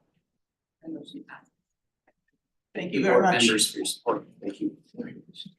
Agenda items 10G1 through 10G4 were approved on consent, and they include the Committee on Academic and Workforce Success part of the agenda. Thank you very much. Next, agenda item 11, matters relating to the Agency Operations Committee, chaired by Walter. Good morning / afternoon. During the Agency Operations Committee meeting yesterday, we approved minutes from the January 2025 committee meeting, the updated ethics policy, and a contract for loan management software. The committee also received a report on grants and contracts, an update on the 89th Texas legislative session, a review of the FY 2025 financial report, and an update on the internal audit and compliance monitoring. Items 11B through 11D were approved on consent.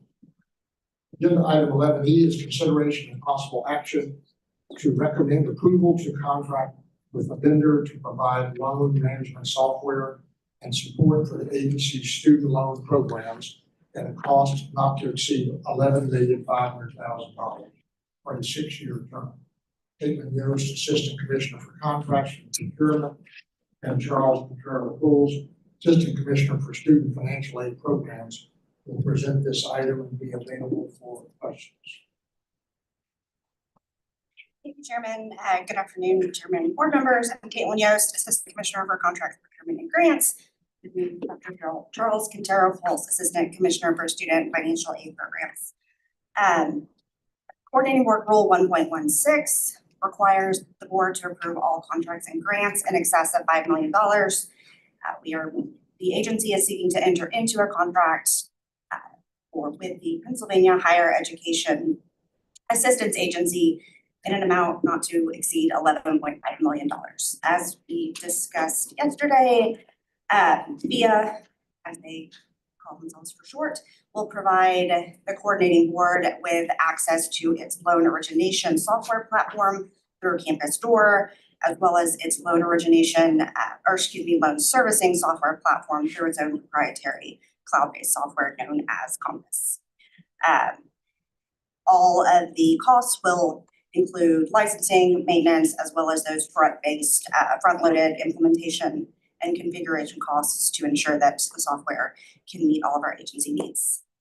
So at this time, we are requesting approval to enter into the contract with VIA in an amount not to exceed $11.5 million for a maximum 6-year term. I'm happy to answer any additional questions you may have. Any questions? I do have a question. How common is it to have a 6-year term on a contract? It just seems like a long term. So it is a little longer than what we normally do. Typically, we like to have a maximum 4-year, at most 5, given the scale of this project, and sort of the time that it's going to take to configure and implement it to meet our needs. We wanted to build in a little bit of extra time, so that, if we end up having to do this again, we have that time and aren't having to go in and extend the contract to bridge us to whether it's a renewal via or if we re-procure a different system. We just want to make sure we're not having to kind of reinvent the turnaround, and reinvent the wheel in what seems like a very short time. I thought you said yesterday it was a 4-year contract with 2 1-year extensions. That is correct. Yeah, that's what I thought. Yeah, so it's really a 4-year contract. And you have the option, because I think where he's headed is, if it turns out it's not working as represented, we want to be able to change direction. Correct. And I So think this is a 4-year contract, and then you have the option for 2 1-year extensions. that is correct. And so the intent there is by about, year 2 or year 3, if we're noticing, hey, this isn't what we thought it was going to be, then we have kind of that extra 4th year of the contract to figure out a different option. Right, but it's our option to extend it beyond the initial term, right?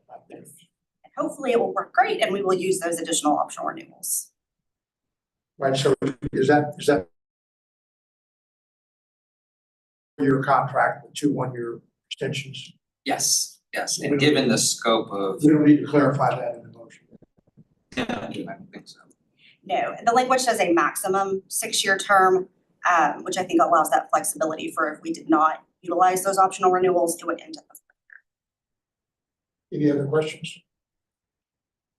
If not, is there a motion for approval to contract with Pennsylvania Higher Education Agency Assistance Agency VIA to provide loan management software and support for the agency's student loan programs at a cost not to exceed $11,500,000 over a maximum contract period of over 6 years? Do I have a motion?